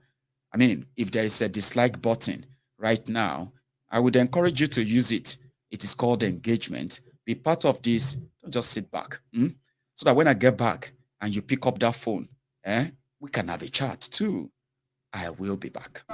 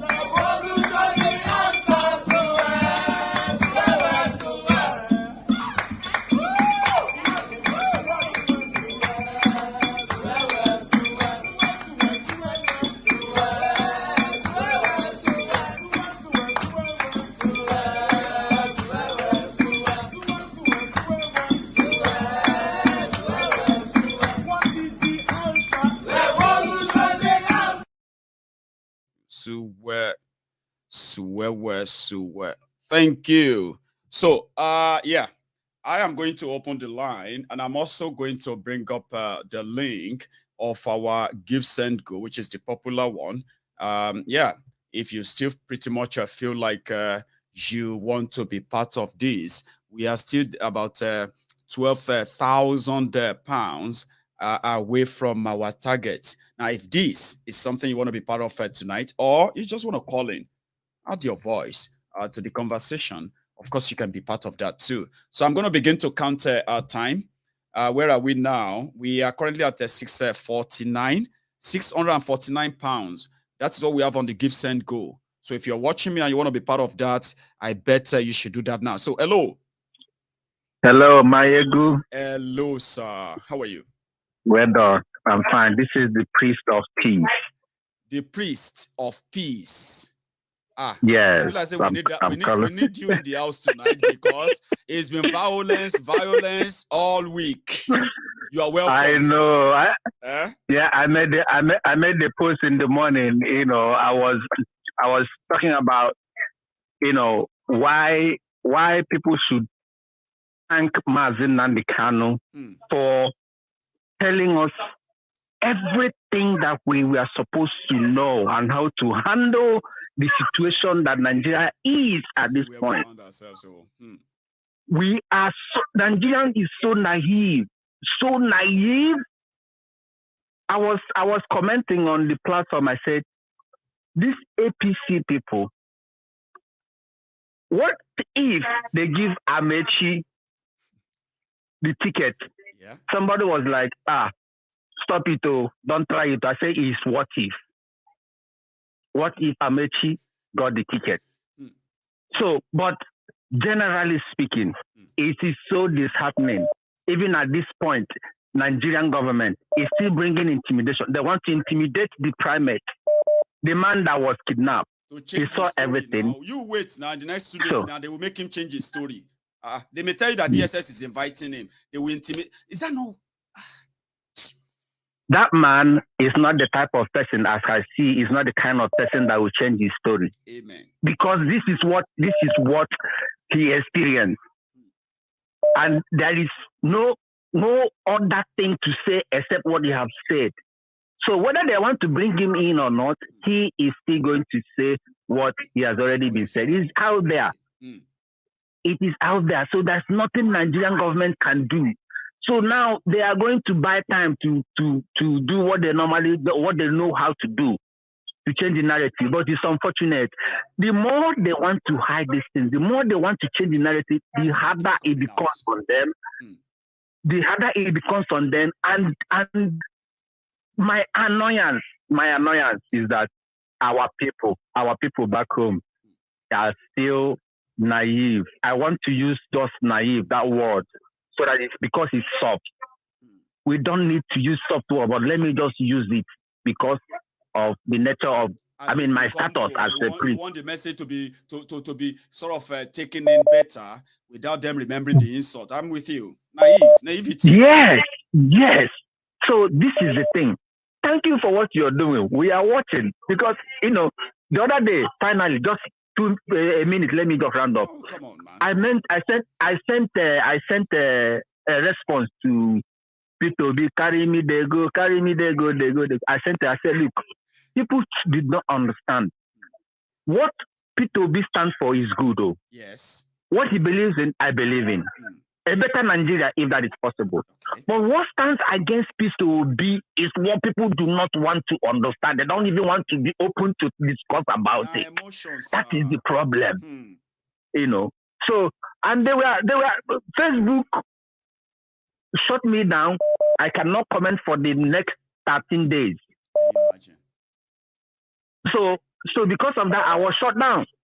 Even my post and everything cannot be shown on Facebook. I said, okay, when una finish, una go let me back again. I will continue from where I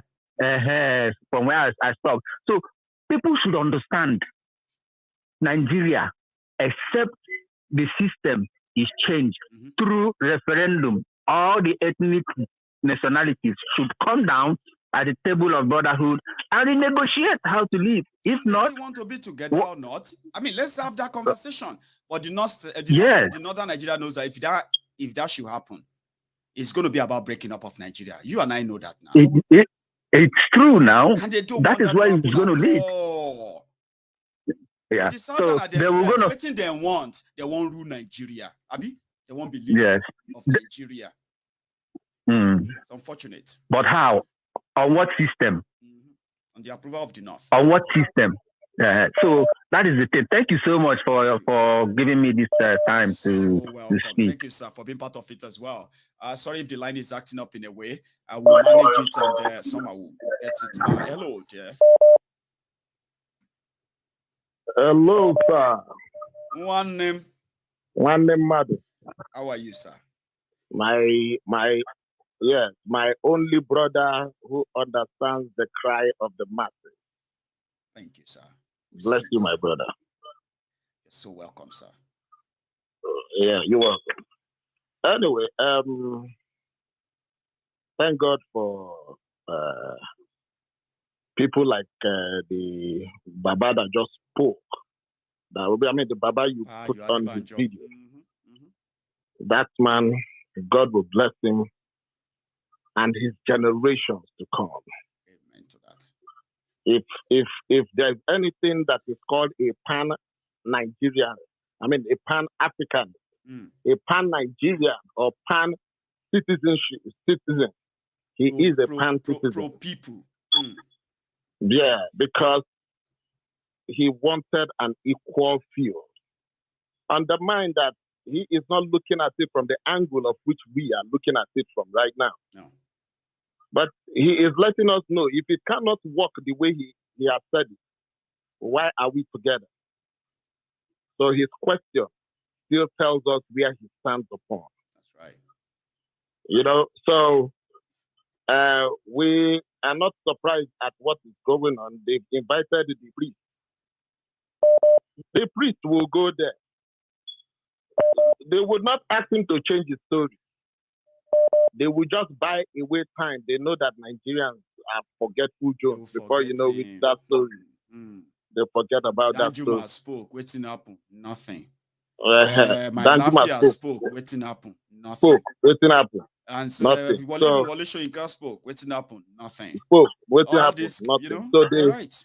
Nigerians will so forget. they know. So what they will do is to buy time. Look at Rocha Sokorocha. Have they not given him 500 million naira bail bond? They've given it to him. They know exactly how to handle, they believe they know exactly, and the reason they know exactly how to handle the people is because our leaders, the so-called elite, because I keep saying so-called elite because they are the ones that call themselves elite. We have not called them elite. They call them elite. They are in romance. They are in bed together. They drink their coffee together. They eat their dinner together. So what do you expect? This is what they will do with us. They believe that time will always come that we will forget everything that has happened. That was how Buhari came back after destroying the little democracy we had in the 79, 80, 81. He ended the democracy. Right? He ended the democracy. Took Nigeria into recession. Came back. Yeah, he came back 30 years later. But they brought him back. He did not even apologize for what he did. If there's anybody that committed treason that is still alive today, it's Buhari. Exactly. It's Buhari. Millions of people voted. And you said the government is corrupt. Then a few of you carry gun. You overthrew the government, made yourself the leader over the millions. And then you're punishing other people for treason. How is that even making sense? But this whole thing don't mad. People don't just pay attention. So this is where we have found ourselves. And this is the reason I said the only crusade that we have is that we have to fight this thing for ourselves. Yesterday, I wanted to call into the program, but I was not able because of the last caller. I am not here to make arguments. We are all here to provide solutions to what we are going to look like tomorrow, what we want for ourselves. You see, this issue of telling the Americans, telling the Western world to come, why are you telling them when they already know what you are going through? They are part of it. They know what you are going through. Do you understand? So why are we? You know, I keep asking myself, most of the time you need to go down memory lane. Not only memory lane, you need to read. Don't just read the mainstream media. Read the anti-mainstream, then you can understand where you stand. You will know. When you do those two things like me, I do, on both sides, then I can bring out my own theory. With the good reports I did, the research I did, an American economist told Africans, he's an American economist, he told Africans that if you continue with this borrowed culture, borrowed economy, borrowed system kind of governance which is capitalism. Mm-hmm. The man said that we will go nowhere. We will never develop because all of them, they developed this thing to favor their own country. They didn't do it to favor the country they are colonizing or the people they are helping. No. That is not what they did. In 1977, between 76, 77, 78, when the oil boom started, what did the then Secretary of State in America say? It's there in their archives. They don't bring it out so that me and you can just see. Please, the memo that was written, the memo that was written that Africa is the food basket of the world. Mm. If we allow Africa to escape, that the Western world is going to go hungry. That was what he said. It is right there, isn't it? and it's so right. When you see all these powerful nations trying to tell you that American force, you think it's just a statement. It is not a statement. But Osita, but rather, what do you see to analyze? Because that is also important. You know that. Let me tell you, we are not fighting anybody. Yeah. Like I said the other day. See, what you. we will do. Yes, what we will do is what we are doing right now. We will be the ones to shout. We will be the ones to cry. If they said it's killing us is what they think they will do, we will do that. And I mean, they should continue to do that. But one day, one person among them will rise up and say enough is enough of this rubbish. He doesn't have to tell them that, yes, you don't have to tell them that, oh, you will give them oil, you will give them this. They don't care about your oil. You think they care about your oil? They don't care about your oil because they will look at it that if we don't buy it, nobody's going to buy it from you. That's right. That's right. So if we don't buy it, nobody's going to buy it from you. So they don't care about your oil. But what they care about, for example, you saw when Twitter had problem with this government. You know, Twitter was concerned because of the number of people that was using Twitter. Right. If the same thing will happen to Facebook, the same thing will happen to Coca-Cola, the same thing will happen to their oil companies. That particular Africa. I don't want to be talking about Nigeria when I'm talking in this particular point right now. I want to talk about Africa. Africa is a people of close to 2 billion. We have the biggest, the largest manpower in the world. Let me tell you, if you exclude Africa from, coupled with what we have, if you exclude Africa from that sequence, trust me, the world is in trouble. Right. So many reasons. What do we? Yes. What do we need to do? We have to fight this fight ourselves. We will not bring the bargain power to them. Rather, they will be the ones to come and ask us, what do you want? Right. If they ask you, then you can now say what you want. So which means we have to do more. We have to do more in reducing the division. So if we have to build allies, that means it should be within ourselves. Build allies among ourselves, We have to build allies amongst ourselves. You saw what happened in South Africa. Yeah. They don't just want to put Nigerian name there because they are it was under military government. Right. Nigerian government under the military did a lot for South Africa. Absolutely. No doubt. Mm-hmm. Even when I was doing these studies, I now found out that the country that Africa should be thankful to is that small island, that tiny island called Cuba. Cuba did a lot for Africa. And go and make your research. You are so right, Osita. I remember Cuba.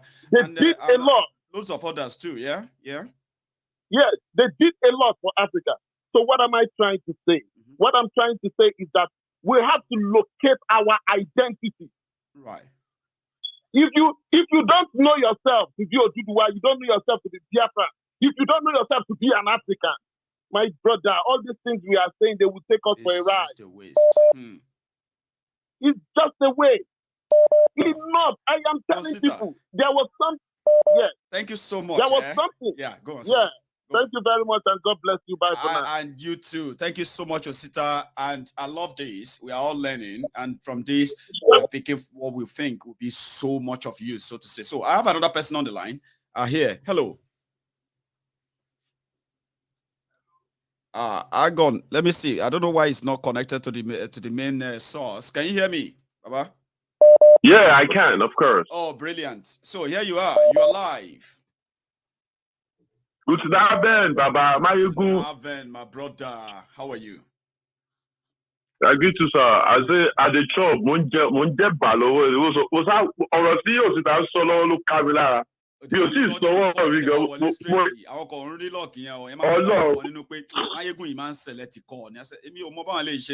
They are regulars because you only fall around lórí àwọ̀ ni. Àwọn wà lórí àwọ̀, aláàtú wà lórí àwọ̀ báwo ṣe tó lè wọlé mọ́. Baba, see, let me tell you. Normal, I swear. You know the funniest thing, bro? As Osita, I always say my mind. You know, say we talk this almost 3 days now. And I need the Yankee, I need the UK. Last call, Alado, we understand view as well. He was trying to propose this theory of we can't do it alone, or like we need allies. We can't be alone. Definitely, we can't be alone, of course. But the fact still remains, we have to do the fight first. We have to do the grassroots work first. We have to engage everything what we need first. And then we can then call, because they have interest in our oil. Then we can then sit down and negotiate with Yankee, with UK, with China, with Russia, with all these people. What do you want? How do we... That is friendly towards us, right? Because you can't... Exactly, because... Anyway. Absolutely, because our currency has to be regulated. We have to enter the forex markets. We have to enter a lot of different markets. You know? So that at least our currency will be heavy. Everyone got to share the now. World currency and all of that. I agree. Exactly. We have to integrate all these things. But the fight, we have to fight it first. We don't need them to come to fight for us. Even though they won't do it. UK, na past glory, UK, inside this present world we are. 2022, UK no get mouth. Now the past glory. Exactly. Where you see US, you see UK. Exactly. They will drag France. Exactly. Same thing. You know what I mean now? Same thing with Germany. Same thing with Germany. Yeah. And the fact remains, in contact with Osita, he was trying to refer us to those days of Nigerian glory with the military. We helped the apartheid this thing. I wanted to say yesterday, but I did not want to. If I go for Nigeria, I'm an investor in Nigeria. That's just my problem. In fact, if I want to go even deep, go to Liberia. With Nigerian soldiers during Babangida regime, were the ones who liberated Liberia, Freetown.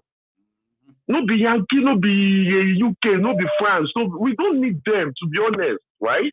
The basic fact still remains. If they would do anything for us, is for their own interest. The Obama one, Shebi was a black man. Did he ever visit Nigeria? Kenya. You know, there are some basic things that we just, and yesterday I have to just tell you the truth. We are mixing 3 things together, or 2 parts. And those 2 things is like, we are mixing it up like, is it about our freedom, Yoruba nation, gaining Yoruba nation and our freedom from Nigeria, or we are talking about reforming alliance to some few other countries, and these are 2 different things, because we can't invite Yankee military to come to fight for us. No. We don't need military work. We do, and they will never endorse it very fast because they know what they are. I want to make Nigeria corrupt now. This country, they are the backbone of the corruption in Nigeria. So what are we talking about? Look at that Gaddafi. I want to make this example. Gaddafi went to the UN. He made that speech, United Nations. Also, Arab love so English. Everything. He said, we need to form African currency. If that's what working here, only people to eliminate man. Gaddafi wanted a united African currency just like euro. That euro note, 100 euro, 50 euro. It's not going to be backed by crude oil. It's not going to be backed by dollar. It's going to be backed by gold. And they know that Africa has abundance of it. If they pull everything together, Baba, France no get gold. Baba, we could get more power. Africa. Yeah. You find them in their vault there. UK no get gold, but we have gold here in the UK reserve. What have you here from all over? Exactly. Africa, you know? Exactly. When Gaddafi dropped that bombshell, they look, hey, because the African currency will then be even more powerful than dollars, pounds, and Qatar now. The currency Qatar now, they have the highest currency in the world. Yeah. $1 to currency, £1 to currency.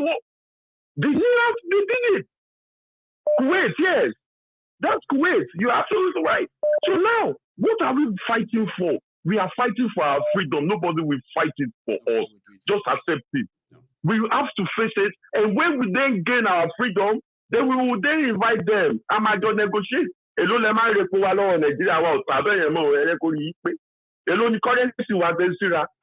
we have smart Yoruba economics.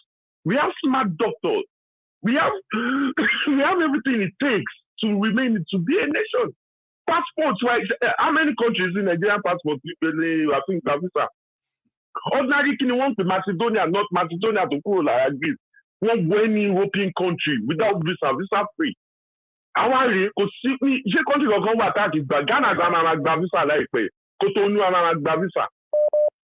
Passport is useless. The other day you were saying on your program that you want to renew your passport. I was like, Baba, nationalize so the UK, so what that Yoruba nation can you see? I never get British. Yeah, I know, Emma. Oh no, Baba. You know what I mean? So yeah. I know. But if you imagine the stress you have to go through in Germany, Germans, Nigerians staying in Germany before they can get passport. Nigeria, that green, white, green passport. If you go embassy for Berlin, Baba, you go pay like 320 euros to get appointment. If you can't get appointment finish, you can't enter, then go still tell you, say booklet today. People now from Germany, they go Swiss, they go Austria, go apply. Everything is Dabaru. Let's call it we don't want it anymore. Let me give us some other people, chance to talk, sir. Good night. So much, That's Clement from Stuttgart, Germany. So I have another caller on the line again. Hello there. Hello. Maiyegun Baba. Yes, sir. How are you? Yeah, good evening, sir. How are you? There's Bola from Australia.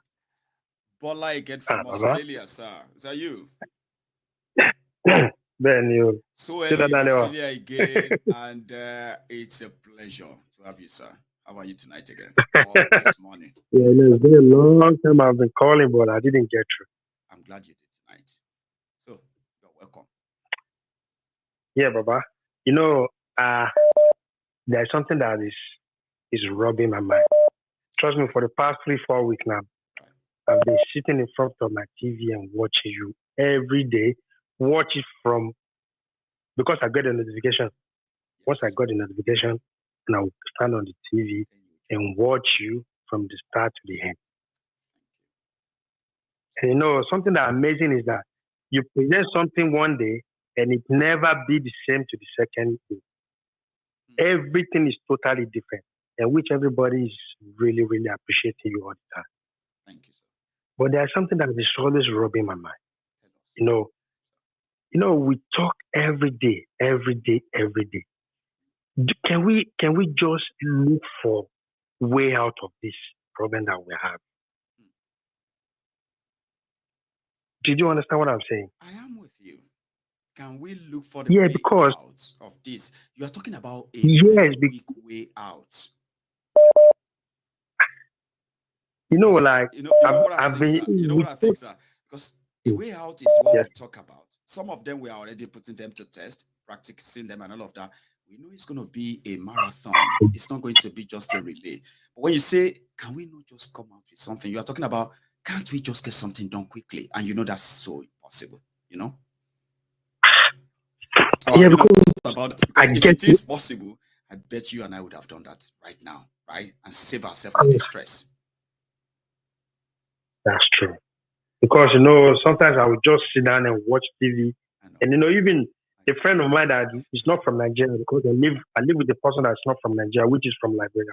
Right. We always watch the program together. Right. And it was like, at least if Nigeria could rise and overcome the riseness, definitely all Africa also will rise. That's right. The same thing that Nigeria is facing, they're also facing all over Africa. All over Africa, honestly. And I was reading, I was reading on Twitter, and funny enough, the Zimbabweans, they are now condemning themselves for exposing what they are going through in Zimbabwe. In Zimbabwe right now, they don't even spend Zim dollar anymore. You have to go and make sure that you go and buy dollars, American dollars, before you can buy something in shop, right? So all these are happening on social media. We are reading them. Then some people came and they are like, look at Nigeria. Nigeria will never ever say anything bad about their country. Baba, I just laugh. Like, guess what? The person who tweeted is a Zimbabwean, right? You see, and with over 2,000 comments and responses, I can bet it. More than 99% of the replies are from Nigerians. Like, look at this one. Look at which Nigeria? Are you new here? Are you new on Twitter? You they follow Nigeria. This one is a mumu. You are talking about, you know what I mean? So it is. I understand. If Nigeria rises, the rest of Africa will change as well. But Nigeria can't rise this way, and we too can rise to save Nigeria. But something is going to happen. All we are doing right now is just pretty much to prepare ourselves so that when something happens finally, we are not going to join those who are going to be working to keep Nigeria together again after that experience. That's what we are doing now. Preparing ourselves, educating ourselves, and getting ready to say, when this casala bursts and Nigeria finally tears, we are not going to be among crusaders that will be begging everybody to say, let us now forget everything that happened. Let's come together again. For the sake of our children, when Nigeria explodes, please, sir, don't join those that will beg to fix it. For the sake of your children. Those who joined them to keep Nigeria together in 1967 to 1970, who forced the Igbos to stay, who fought to keep Nigeria together. Do you think that if they are given that opportunity again, do you think they will do that again? Do you think anybody will fight to keep anybody as part of Nigeria today if what happened in 1967 to 1970 happened again with what you know? So that's what I'm saying to you right now. Let us begin to tell ourselves that when Nigeria is going to explode, listen, it's going to explode, okay? Because when it happens, there's something that go on, sir. Yeah. There's something that I always think of. There's something that since I was born in Nigeria, before I moved out of Nigeria, I never ever, I didn't have any money. I didn't have anything. The only favor that Nigeria did for me is just to get out of Nigeria. And just imagine, and I'm very sure there's a lot of people that they were suffering up to date, and they're still supporting all these politicians. I don't understand. Let me tell you this. We that were outside Nigeria, we are fighting for the people in Nigeria more than the people in Nigeria. And they're also blaming us. They fight because of our fight or action.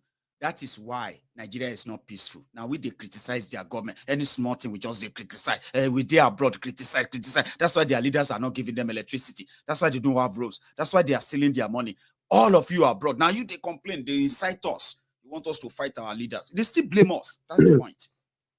Maiyegun, I've been following you, watching your YouTube for over 5 years now. Bless you. I've been following you over 5 years now. And Nigeria has been rough and tough since for how long? Is there any time that is better than the 5 years ago since you have been following Maiyegun? That maybe you are waiting for, maybe something just happen. So that everything this Maiyegun is talking about, so that he can just, we can just shame him. So I can say, yeah, I knew it.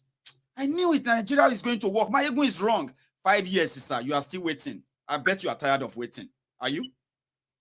That is why, I always follow on program, but today I was like, what are we sitting here? Why can't we just take an action? I know. There's a lot of people feeling like because that. it's so frustrating.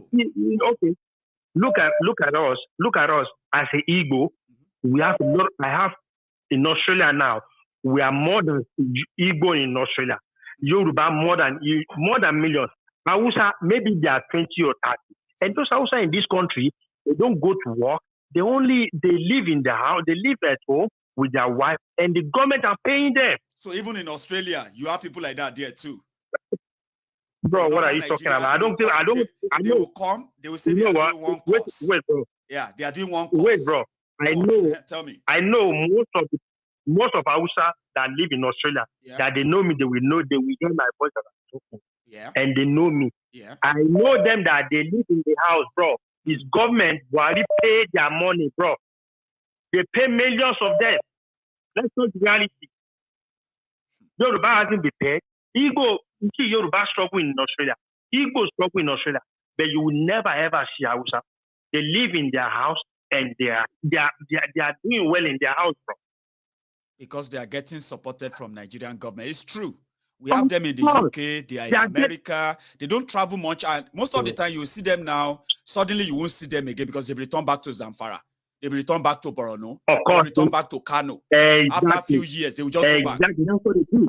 And they will go and become that's what they go and become rep and all of that. But you are still in Australia making money, sending money back into that economy. The same economy, they will rake the money, steal the money, take it out of Nigeria. But you are still in Australia, and then they will tell you about one Nigeria, sir. Bro, what is one Nigeria? There shouldn't be any. You know what? I want to lay a quote on the people that they say there should be one Nigeria. Ogun will kill all of them. Ogun will kill them. If you say one Nigeria again, you know what? I went to go and renew my passport like 2 years ago. Yeah. I swear to God, I will never be on the queue. Come and see me and Igbo. We are more than 40. Sitting there, bro, I feel like crying, bro. Sabola, let me tell you something. You are saying something that you experience now, yeah? You experience this. As a Nigerian, yeah, you are probably, at that point, you realize that you are different, okay? Nigeria, there are some Nigerian more Nigerian than the others, Abi. Now, talking about this now, talking as you are talking right now, instead of this thing you raised to be addressed and stopped, you will see your fellow Yoruba brothers, you will see your fellow Igbo brothers, you will see all of them, they will be blaming you and say, my friend, don't talk like that. All this thing you're talking is going to keep us divided. Forget about that. Let us just do good. That's not how to fix life. These things, these preferences is real. And as a Nigerian yourself, you are not allowed to talk about it. If not, they will say you want to cause wahala. Why are you talking that one? We know now. I'll be sure you just realize that one. It's already there all this while now. As if to say it is normal. It is not. I don't want to be part of that. Do you? You know, as a Yoruba and as an Igbo that you are listening to, please. I know a lot of people are listening to this program. Yes. Please never see Hausa and Fulani as your friends. Never. They are not your friends, and they are more than we say we are Nigeria. They are more than Nigeria. They are the first class, we are the second. So it is wrong for you to keep saying we are the same, we are the same. That's not true. That's not true. You know what? What I a bad person. That's it. And saying that we know one thing I realized, we want to be on our own doesn't make us enemies. Forcing us together will create enmity that we are witnessing today for no reason. You know. I'm sure one day, Yoruba will come to limelight, and the suffering that we've been suffering, when we get our Yoruba nation, they will say that, oh, why don't you laugh? We should have started a long time. We should have done this long time ago to see how we are living our better life. Yes.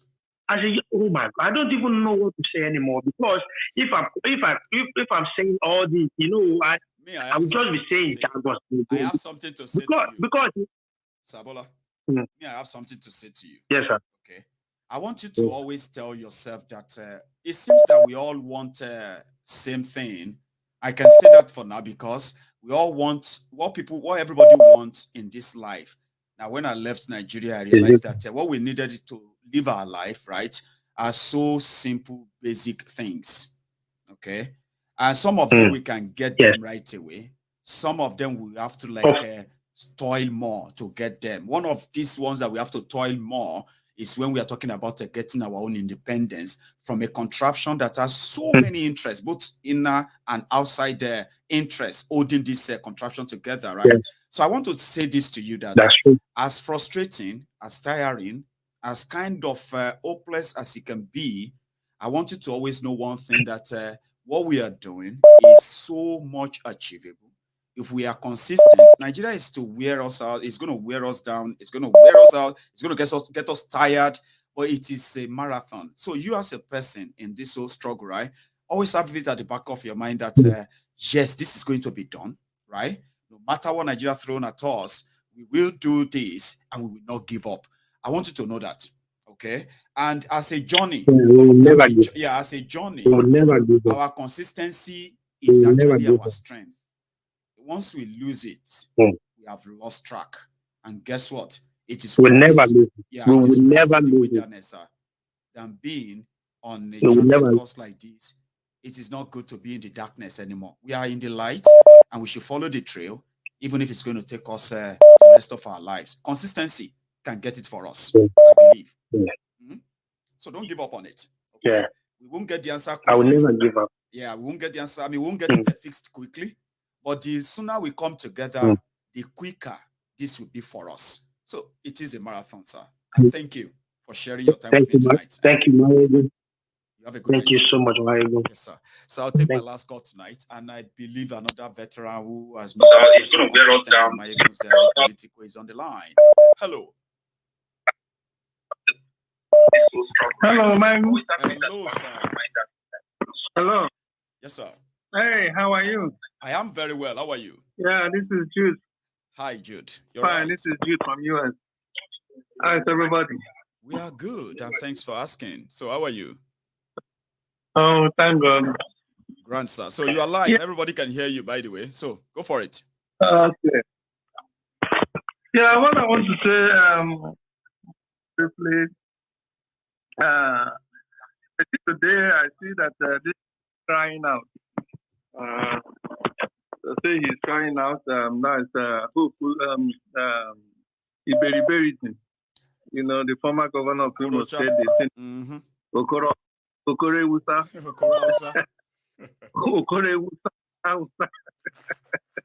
He's crying out. He's that Igbo should brace up.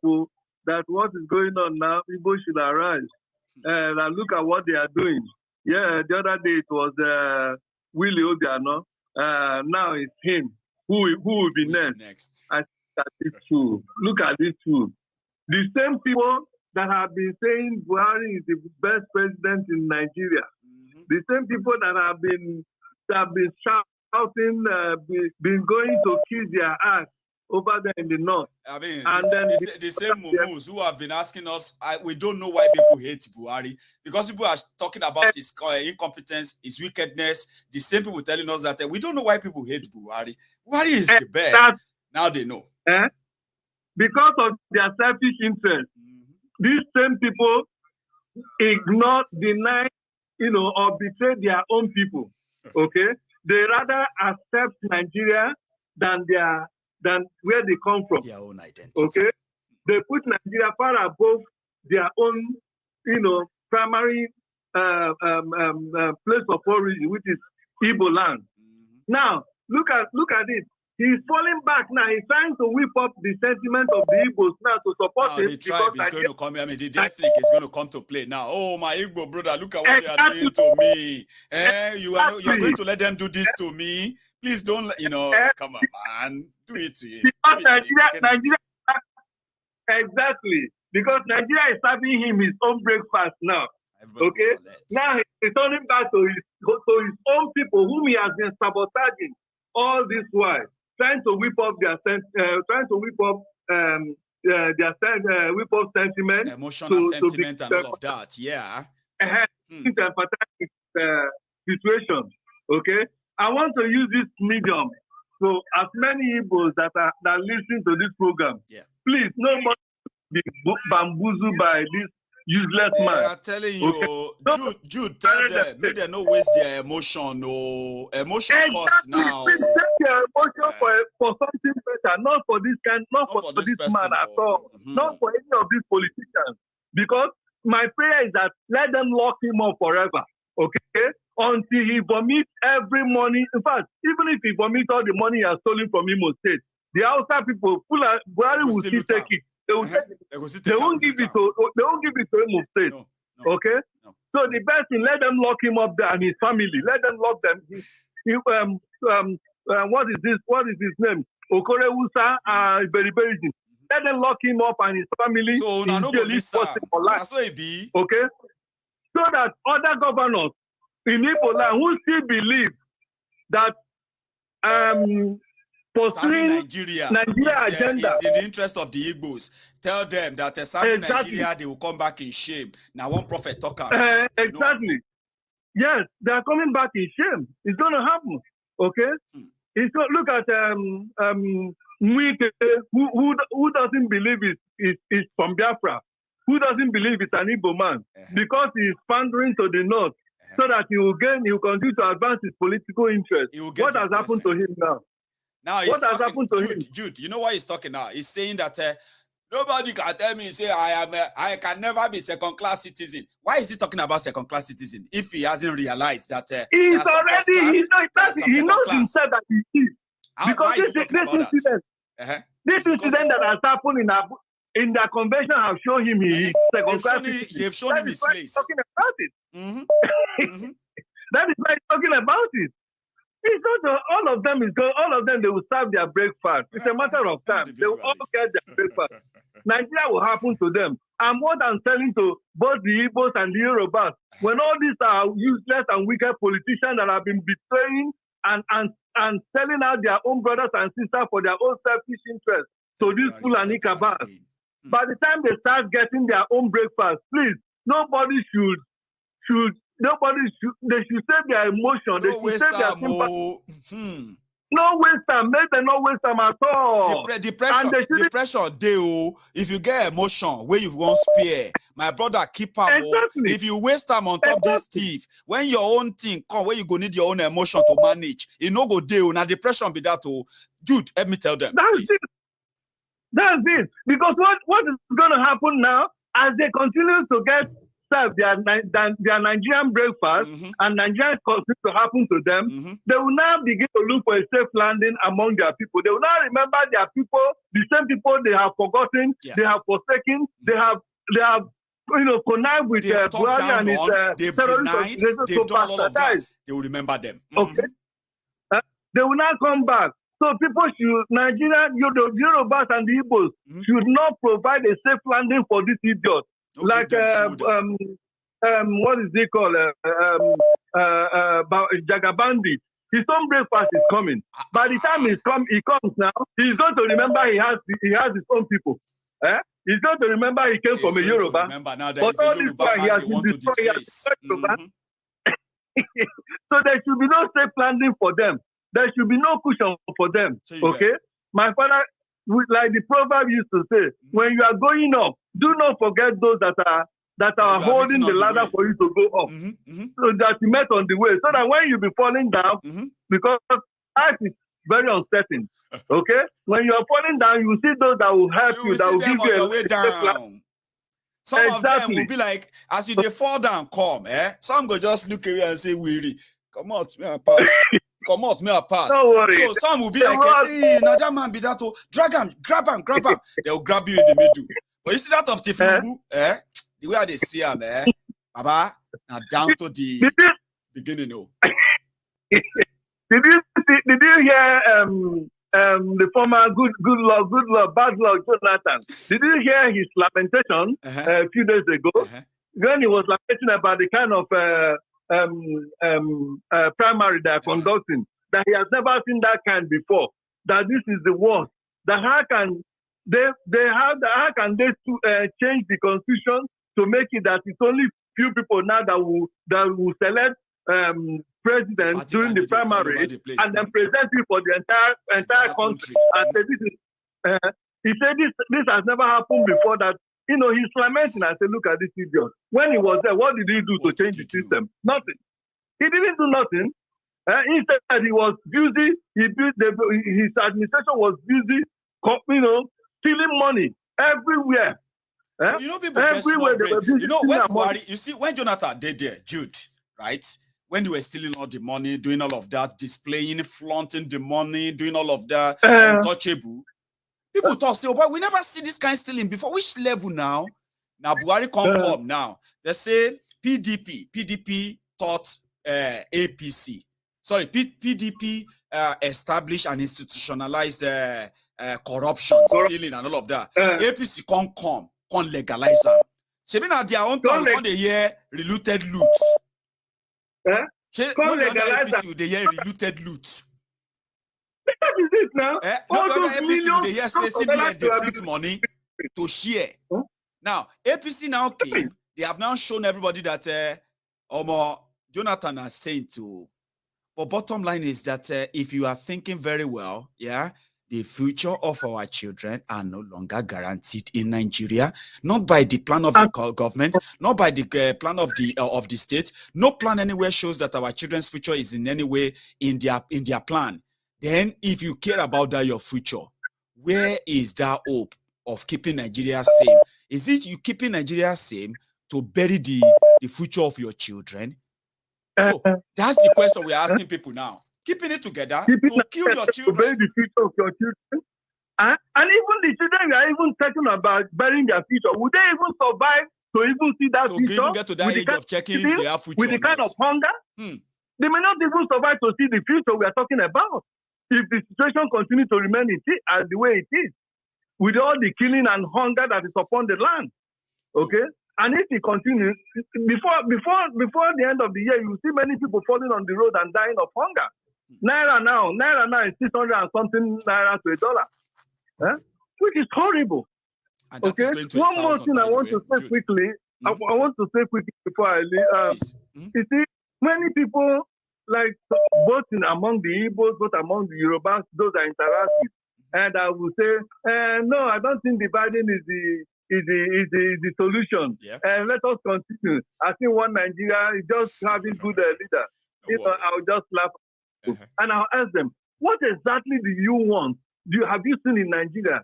Or have Nigeria done to you that you still want this country to remain?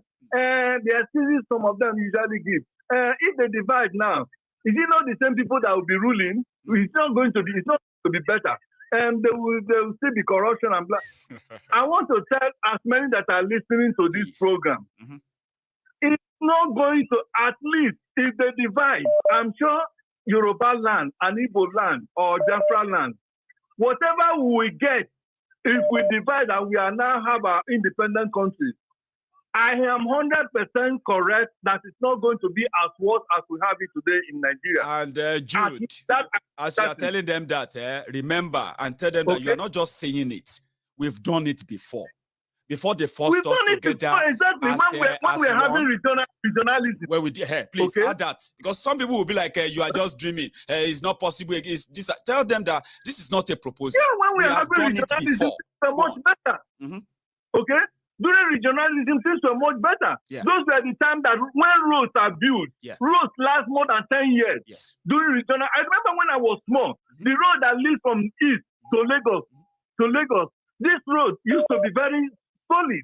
But now, the roads have been destroyed. You can see what they've given to one Nigeria, I would say.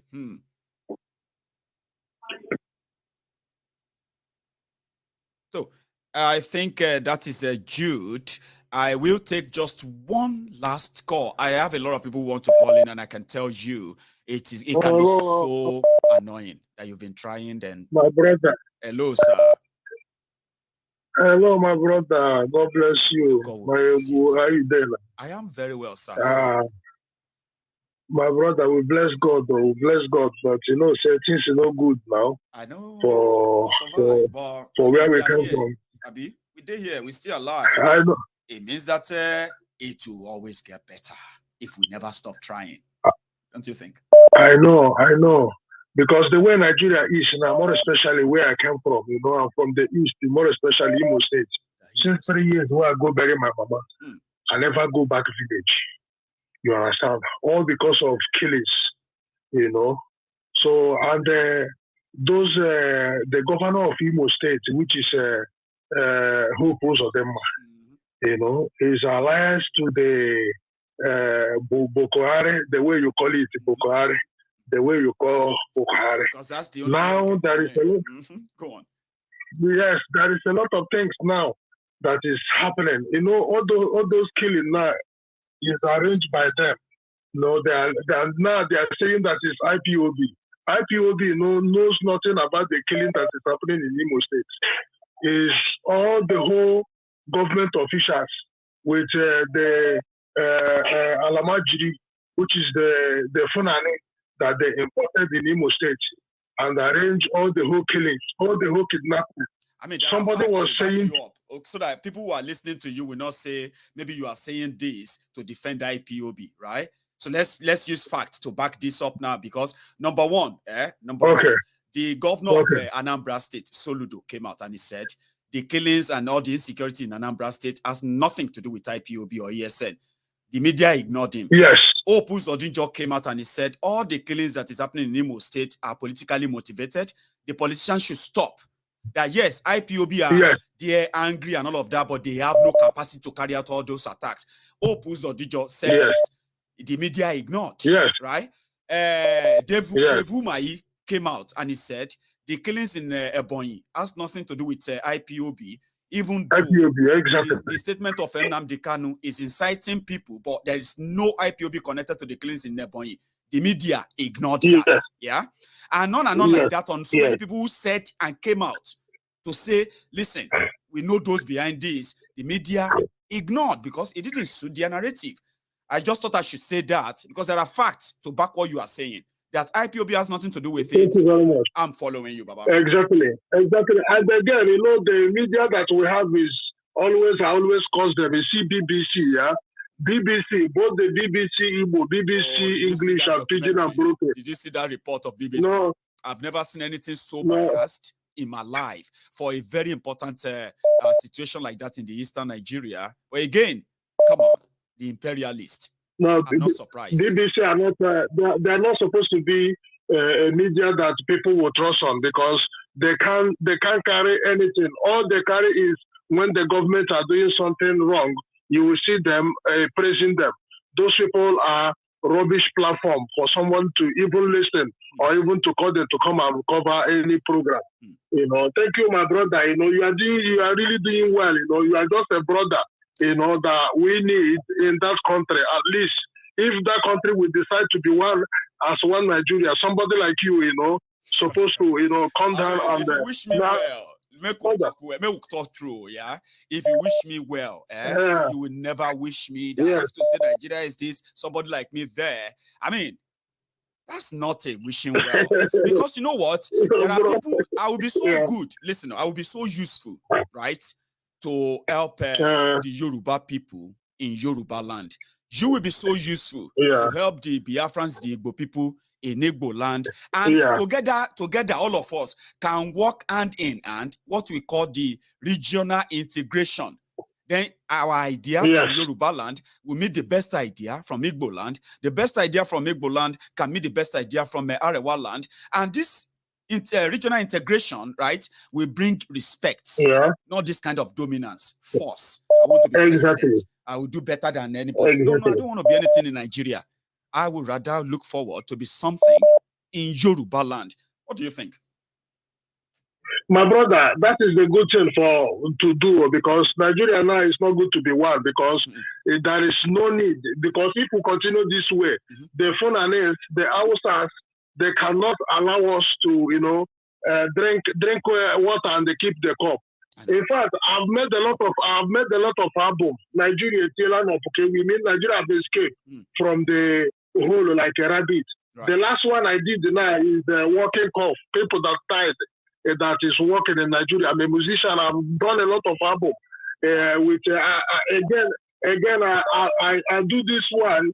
Nigeria, means there is a snake a very bad snake in a bamboo tree in Nigeria. It seems that you've got some messages apart from what you are telling me right now. Do you have a page I can forward some things on. I can forward there. I have some on Facebook, but I can forward. Don't forward now. You are talking to a lot of people, and myself included, right? You can tell us the page right now, and I bet people listening will start looking it up. You get what I mean? Okay, no problem.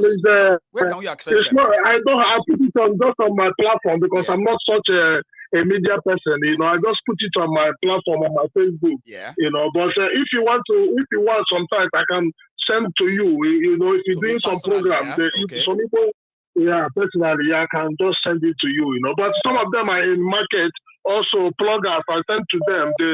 They play it on their station as well. But I have a lot of CDs as well that is playing. I'll send you some of them. Then you know what you're going to do for me. And, you haven't really mentioned your name from the start of the call, but what you're going to do for me is that I want you to help me speak to my fellow Biafran brothers and sisters in Igbo. Just for another 5 minutes. Okay. And that message will include, it will include few messages you have passed through your own albums, music, where they could have. Okay. Let me sing the first one. Let me sing a little bit of it, yeah? Please. Yeah, the first track, Agwano na kereka Agwano na kereka Ejibagwa onye ọcha nwanne m agwọ nọ n'akịrịka agwa akịrịka lee ejibagwa onye ọcha nwanne m agwọ nọ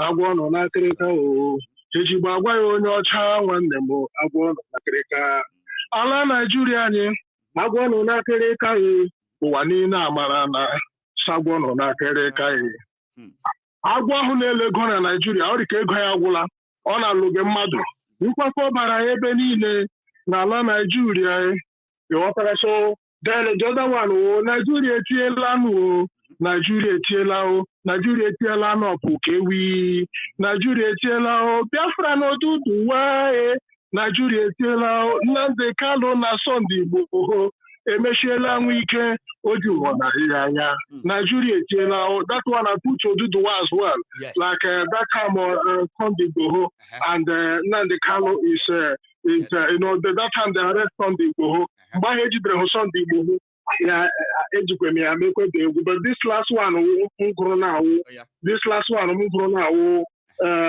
ndị nwụrụ anwụ na-aga ije ndị nwụrụ anwụ na-aga ije ndị na-achị Nigeria ndị nwụrụ anwụ na-aga ije ndị nwụrụ anwụ na-aga ije so people that died but they are still working you know so so it's a very good track.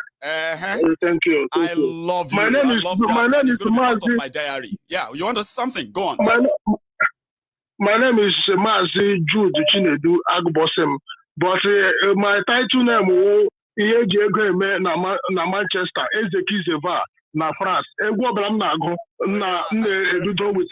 I love you again. I mean, you see, as a titled musician as it is, I hope I'm going to be so lucky to have you around some other time. Yeah, I've been looking for somebody who is, you know, I have a lot of Biafrans on Maiyegun General Politico, and I've always wanted to have a time where an artist like yourself, I've got Prince Jejeman, now I have you. Mazi Jude, yeah. Now, in the long run, I want to have a community where people like you will come on, right? And not just a sing in Igbo, you also address them in Igbo, and your passion can be sensed and felt through your music. So I love you. Thank you, Mazi Jude. No problem. Thank you. I think you are in London. You are in London here. I am in Scotland, in Glasgow. Oh, Scotland. Okay, no problem. You are in Manchester, Yes, near Blackburn. It's near Manchester anyway. So one of these days, I'll be lucky to meet you, sir. Thank you. Definitely. And you too. Thank you, Maiyegun. Thank you, Baba. God bless you. I have one caller here that has been all night with me. I'm going to tell him, sir, you will do me a favor. Hello.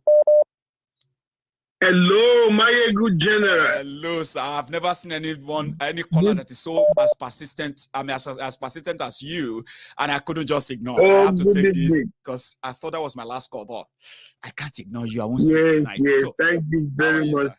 I'm fine. Congratulations for your new daughter, Abike. Very good. Abike is the mom. Remember?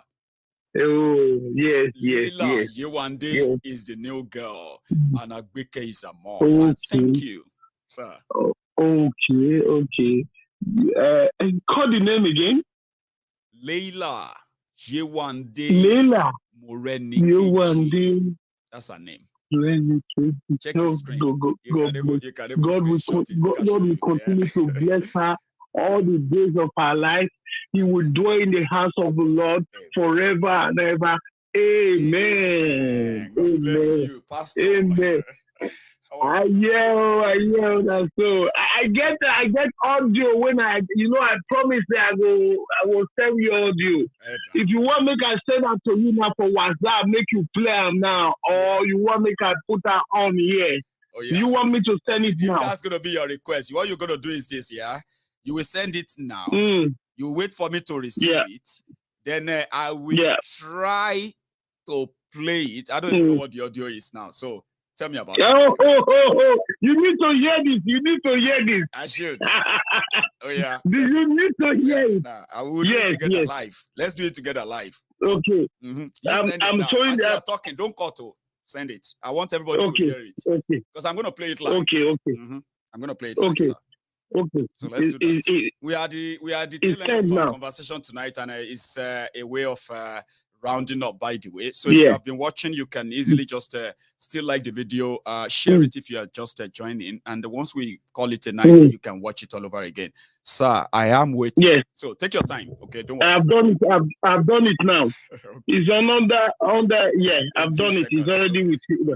Okay. Let's wait 1 sec. Now, when I get it, sir, you will do me a favor and you just wait for me to listen to it, because everybody is going to listen to it too. I'm going to play it here. Right now. Yes.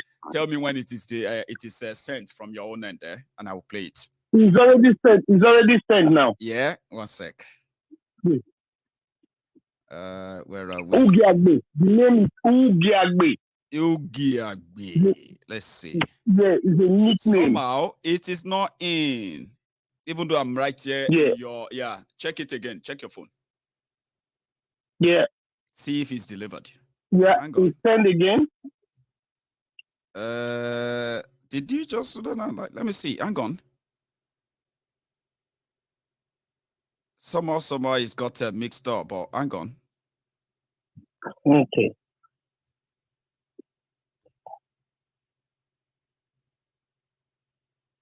So they want us to. Well, I think we won't be able to. I'm so sorry. Because you're on the phone, it won't come up. It says so. It's going to always be like behind. I'm going to listen to it later. But tell me about it. Tell us about it, please. It's a confession, and the same time, not only that, it is about Atiku, and they congratulate Atiku. Not just only that, they let Atiku know that whatever what he wants is for naught. That is, the ruling is going to rule naught, and is going to rule Boko Haram and Iswap and all together with a gold from Safara. That from now on, they are on their own. You get that? I'm following. From now on, they are on their own. That Nigeria have been divided. That everyone that have PVC, as I've said before, everyone that have PVC should destroy it. Everyone that have who are those sending that message? From who? That message is from Vita now. When you hear, you will see know who sent it. Okay. Instantly with the voice. Right. It's a very special one. A very special one. Who mind me playing it one of this night, yeah? Once I have... if you want to. Okay. I'm going to listen to it, and I'm going to let everybody... Because now you've told everybody. Now everybody's going to be asking me, what happened to that audio that, you were told that you were trying to play for us the last time? Yeah. I'm going to bring it back. Yes. So we are currently at the crossroad, a dilemma, a sort of a setup, like we set ourselves up in the current Nigeria. Taking ourselves out of it has become the toughest work to do. Part of what people believe that will bring people to speed in getting out of the contraption is that once all their political expectations reward this time around is not fulfilled, they will easily just say, you know what, we are just pretending all this anyway. We'll break them up. Even in this audio, Tinubu is warned that he should spend his money and fortify his people and protect his people. Wow. Tinubu is warned to spend the money and protect his people. Peter Obi is warned to protect his people. There is nothing like Nigeria anymore. That all Fulanis have proven themselves that they are nowhere to be trusted. That if the voters register card is above 80 million, and for the past several years was the first one they counted was 20 million, the second one was they counted was 30 million, meaning they have extra 40. Counter they reserve anything you want to bring. Yes, anything you want. Extra 40 they reserve as a ghost the voters card. They reserve. So their ghost is already there. But if the Southern Nigeria bring 20 million voters, or they bring 30 million, the North will bring 70 million. You don't care about where they bring it from. Yes. It's already there. And they have no everything. And so therefore, a Tinubu, congratulations for winning, but remember you just won Northern Nigeria. And go with your swap and Boko Haram and go and root there with Zamfara. Zamfara Gold. You know. Oh, yes. Thank you. I also said, go and make Dubai out of the Northern Nigeria. At least. For what you people have got so far, go and make Northern Nigeria Dubai. Because imagine somebody that never stays in Nigeria, he never live in Nigeria, coming to get nomination to rule Nigeria. Imagine, he's coming to feed his pocket of his friend. Now. He lives in Dubai. Yes. He's coming to rule and kill. Just you know, the desperation of they said this guy, don't they? He's been contesting to be president since 1992. He contested against MKO. He contested against he's been contested to be president. Up to now, if you look at it, the constitution we are talking about. You know, when this guy ran with Obasanjo, and that constitution, that 99 constitution, this man was in charge of it. He was the one who forced it into law. You remember that Unai Wondo was a minister of information. That's right. And do you know that the Igbo man did not know how that constitution were put into record to make sure that constitution were pushed into Nigeria's truth? You understand? This is agenda. And if anyone ever said that Yaradua was a good man, that person is a fool because he did not know Yaradua. Even though he was sick, he do what the people demand of him to disarm the Niger Delta. That was his mission, to disarm the South, to make sure the weapons have been taken away from them. So and he paid them in return of it. Stage a fight back. Everything was and they are pressing him for that to amnesty. They said, that's the best president Nigeria ever had. So he disarmed them and they celebrated him. He was never a best president. He was also doing the agenda of Fulani. And his own mission, you know, where everybody will see this is when Fulani finally take Nigeria as a country where they will be celebrating this man. He was also doing the agenda of Fulani. And that is why no one must praise any Fulani that ever ruled Nigeria, because they were all, even Babangida, they were all doing the agenda of Fulani. Because it's obvious now, everybody could see it. The reason why whatever is happening, why kidnapping everything, Fulani themselves want to sell Nigeria. They themselves want to go with the North. They self want to do everything. They are provoking everybody to react so that they will have a place to say, this is the reason why we are going. Imagine if Unadi Kanu tell us that these people have stolen 400 billion pounds in 3 continents. They store it in 3 continents in the world. 400 billion pounds. Imagine what they have taken since Buhari came into power. Just imagine that. Just imagine that. You see, these people have killed Nigeria. They have swallowed Nigeria like a snake. You know? If anyone still thinks that there is the life to live under Nigeria, that person must be a stupid buffoon, because it would have been better he was not born at all. There is no Nigeria. Nigeria is dead and buried. As we all know, is dead and buried. When Buhari was buried, Nigeria was buried. This was because maybe a Southerner want to be the undertaker to take Nigeria to grave. Sir, it's been a pleasure talking to you. Thank you very much. Thank you, Maiyegun. I appreciate your time, for sir. giving You have me a good evening. time. I'm going to listen to the audio and I'm going to share that with my friends, especially if we'll find a space for it. Or I will just come back here and summarize, like you helped me out, sir. Summarizing what's the content. So thank you, sir. Thank you very much, you sir. Should have a good evening, sir. Okay, bye-bye.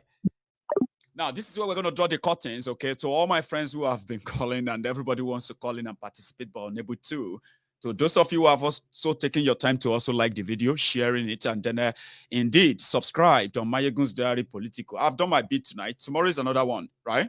And tomorrow, as they say in politics, 24 hours is a long time. I have told you what I've heard today. By the time you sleep and wake up tomorrow morning, not like the people in Australia, they will be they will be awake while you and I are sleeping, maybe. But however, 24 hours is a long time in politics. You've heard what is now. You are going to hear what was by tomorrow. So thank you for your time. You can still like my video. You may not like me, but like my video, okay? Share it. Invite your friends as well and tell them that this guy is not changing. It's not turning off the mic anytime soon. Like this, and I will see you some other time. Good night to all of you.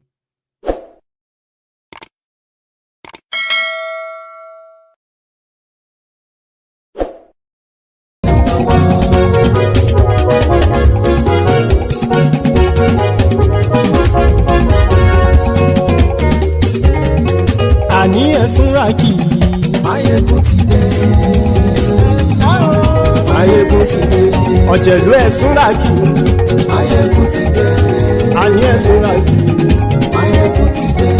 Lórí Facebook. Maiyegun ti dé.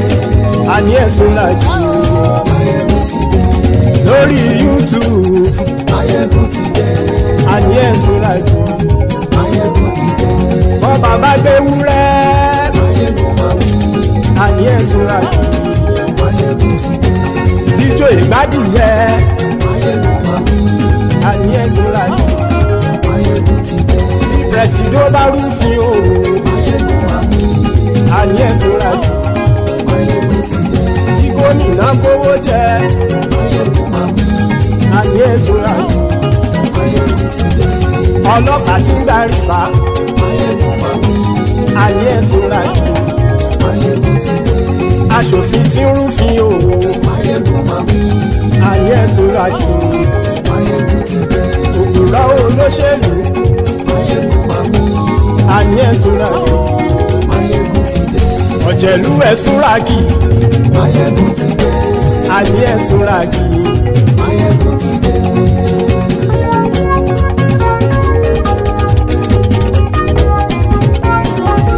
Maiyegun ti dé.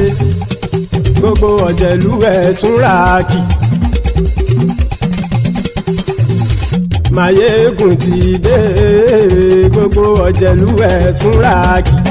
Ṣùgbọ́n ní bá ti ṣe èyí tó yẹ kí wọ́n ṣe, ọmọ bá dèrò ní fi wọ́n níran o. Maiyegun ti dé. Gbogbo ọ̀jẹ̀lú ẹ̀sùnra kì í. Maiyegun ti dé gbogbo ọ̀jẹ̀lú ẹ̀ súra kì ṣùgbọ́n ní bá ti ṣe yìí tó yẹ kí wọ́n ṣe ọmọ bá dẹ́rọ̀ ò ní fi wọ́n níran. Wọ́n fowó bẹ́ẹ̀ o Maiyegun ó sọ pé wọ́n ò bẹ́ẹ̀ wọ́n fowó bẹ́ẹ̀ Maiyegun ó sọ pé wọ́n ò bẹ́ẹ̀ oníkanṣá ti ṣe yìí tó yẹ kí wọ́n ṣe fáwọn ará ìlú tó gbé wọn débẹ̀ o àyè. Maiyegun ti dé gbogbo ọ̀jẹ̀lú ẹ̀ súra kì Maiyegun ti dé gbogbo ọ̀jẹ̀lú ẹ̀ súra kì ṣùgbọ́n ní bá ti ṣe yìí tó yẹ kí wọ́n ṣe ọmọ bá dẹ́rọ̀ ò ní fi wọ́n níran. Kì máa yí ṣe eré ọ̀rọ̀ yìí kì í ṣe ẹ̀fẹ̀ kì máa yí ṣe eré ọ̀rọ̀ yìí kì í ṣe ẹ̀fẹ̀ ẹni bá ti lè lẹ́bọ̀ lẹ́rù o ọmọ bá dèrò kàṣà ìtú wọn síta. Maiyegun ti dé gbogbo ọ̀jẹ̀lú ẹ̀ súra kì Maiyegun ti dé gbogbo ọ̀jẹ̀lú ẹ̀ súra kì ṣùgbọ́n ní bá ti ṣe yìí tó yẹ kí wọ́n ṣe ọmọ bá dẹ́rọ̀ ò ní fi wọ́n níran. tẹnitẹni ọmọ Maiyegun ọ̀rẹ́ ara ìlú mọ̀mọ́ ni mo fọlọ́hún sọ ẹ̀ bá kìlẹ́bù lóòótọ́ olódodo ìlú ọ̀tá ìlú mọ̀mọ́ ni ìwọ ṣá máa ń ṣọ́ra kò sì mọ́ bẹ̀rù bọ́tà ń lè rí bóníṣègùn lé káwọn mọ̀mọ́ fi ṣera wọn ni ó ti dẹ̀rùn tí wọn ò gbọ́dọ̀ sì mọ́ bẹ̀. èèpo ọ̀bọ lọmọ bá dérò tàjẹ́ ò gbọ́dọ̀ jẹ́ ó ti jọba lórí abínú ẹni kò sì mọ́ fòyà àìsíwọ́lu ní ẹnìkẹ́ ìgbódì ẹyin lábàrá ó kó ẹni tó bá dán wò á kàmù. Maiyegun ti dé gbogbo ọ̀jẹ̀lú ẹ̀ túnra kì Maiyegun ti dé gbogbo ọ̀jẹ̀lú ẹ̀ túnra kì o ẹni bá ti ṣe yìí tó yẹ kí wọ́n ṣe ọmọ bá dèrò òní fi wọ́n níran o. Maiyegun ti dé gbogbo ọ̀jẹ̀lú ẹ̀ súra kì Maiyegun ti dé gbogbo ọ̀jẹ̀lú ẹ̀ súra kì ṣùgbọ́n ní bá ti ṣe yìí tó yẹ kí wọ́n ṣe ọmọ bá dẹ́rọ̀ ò ní fi wọ́n níran.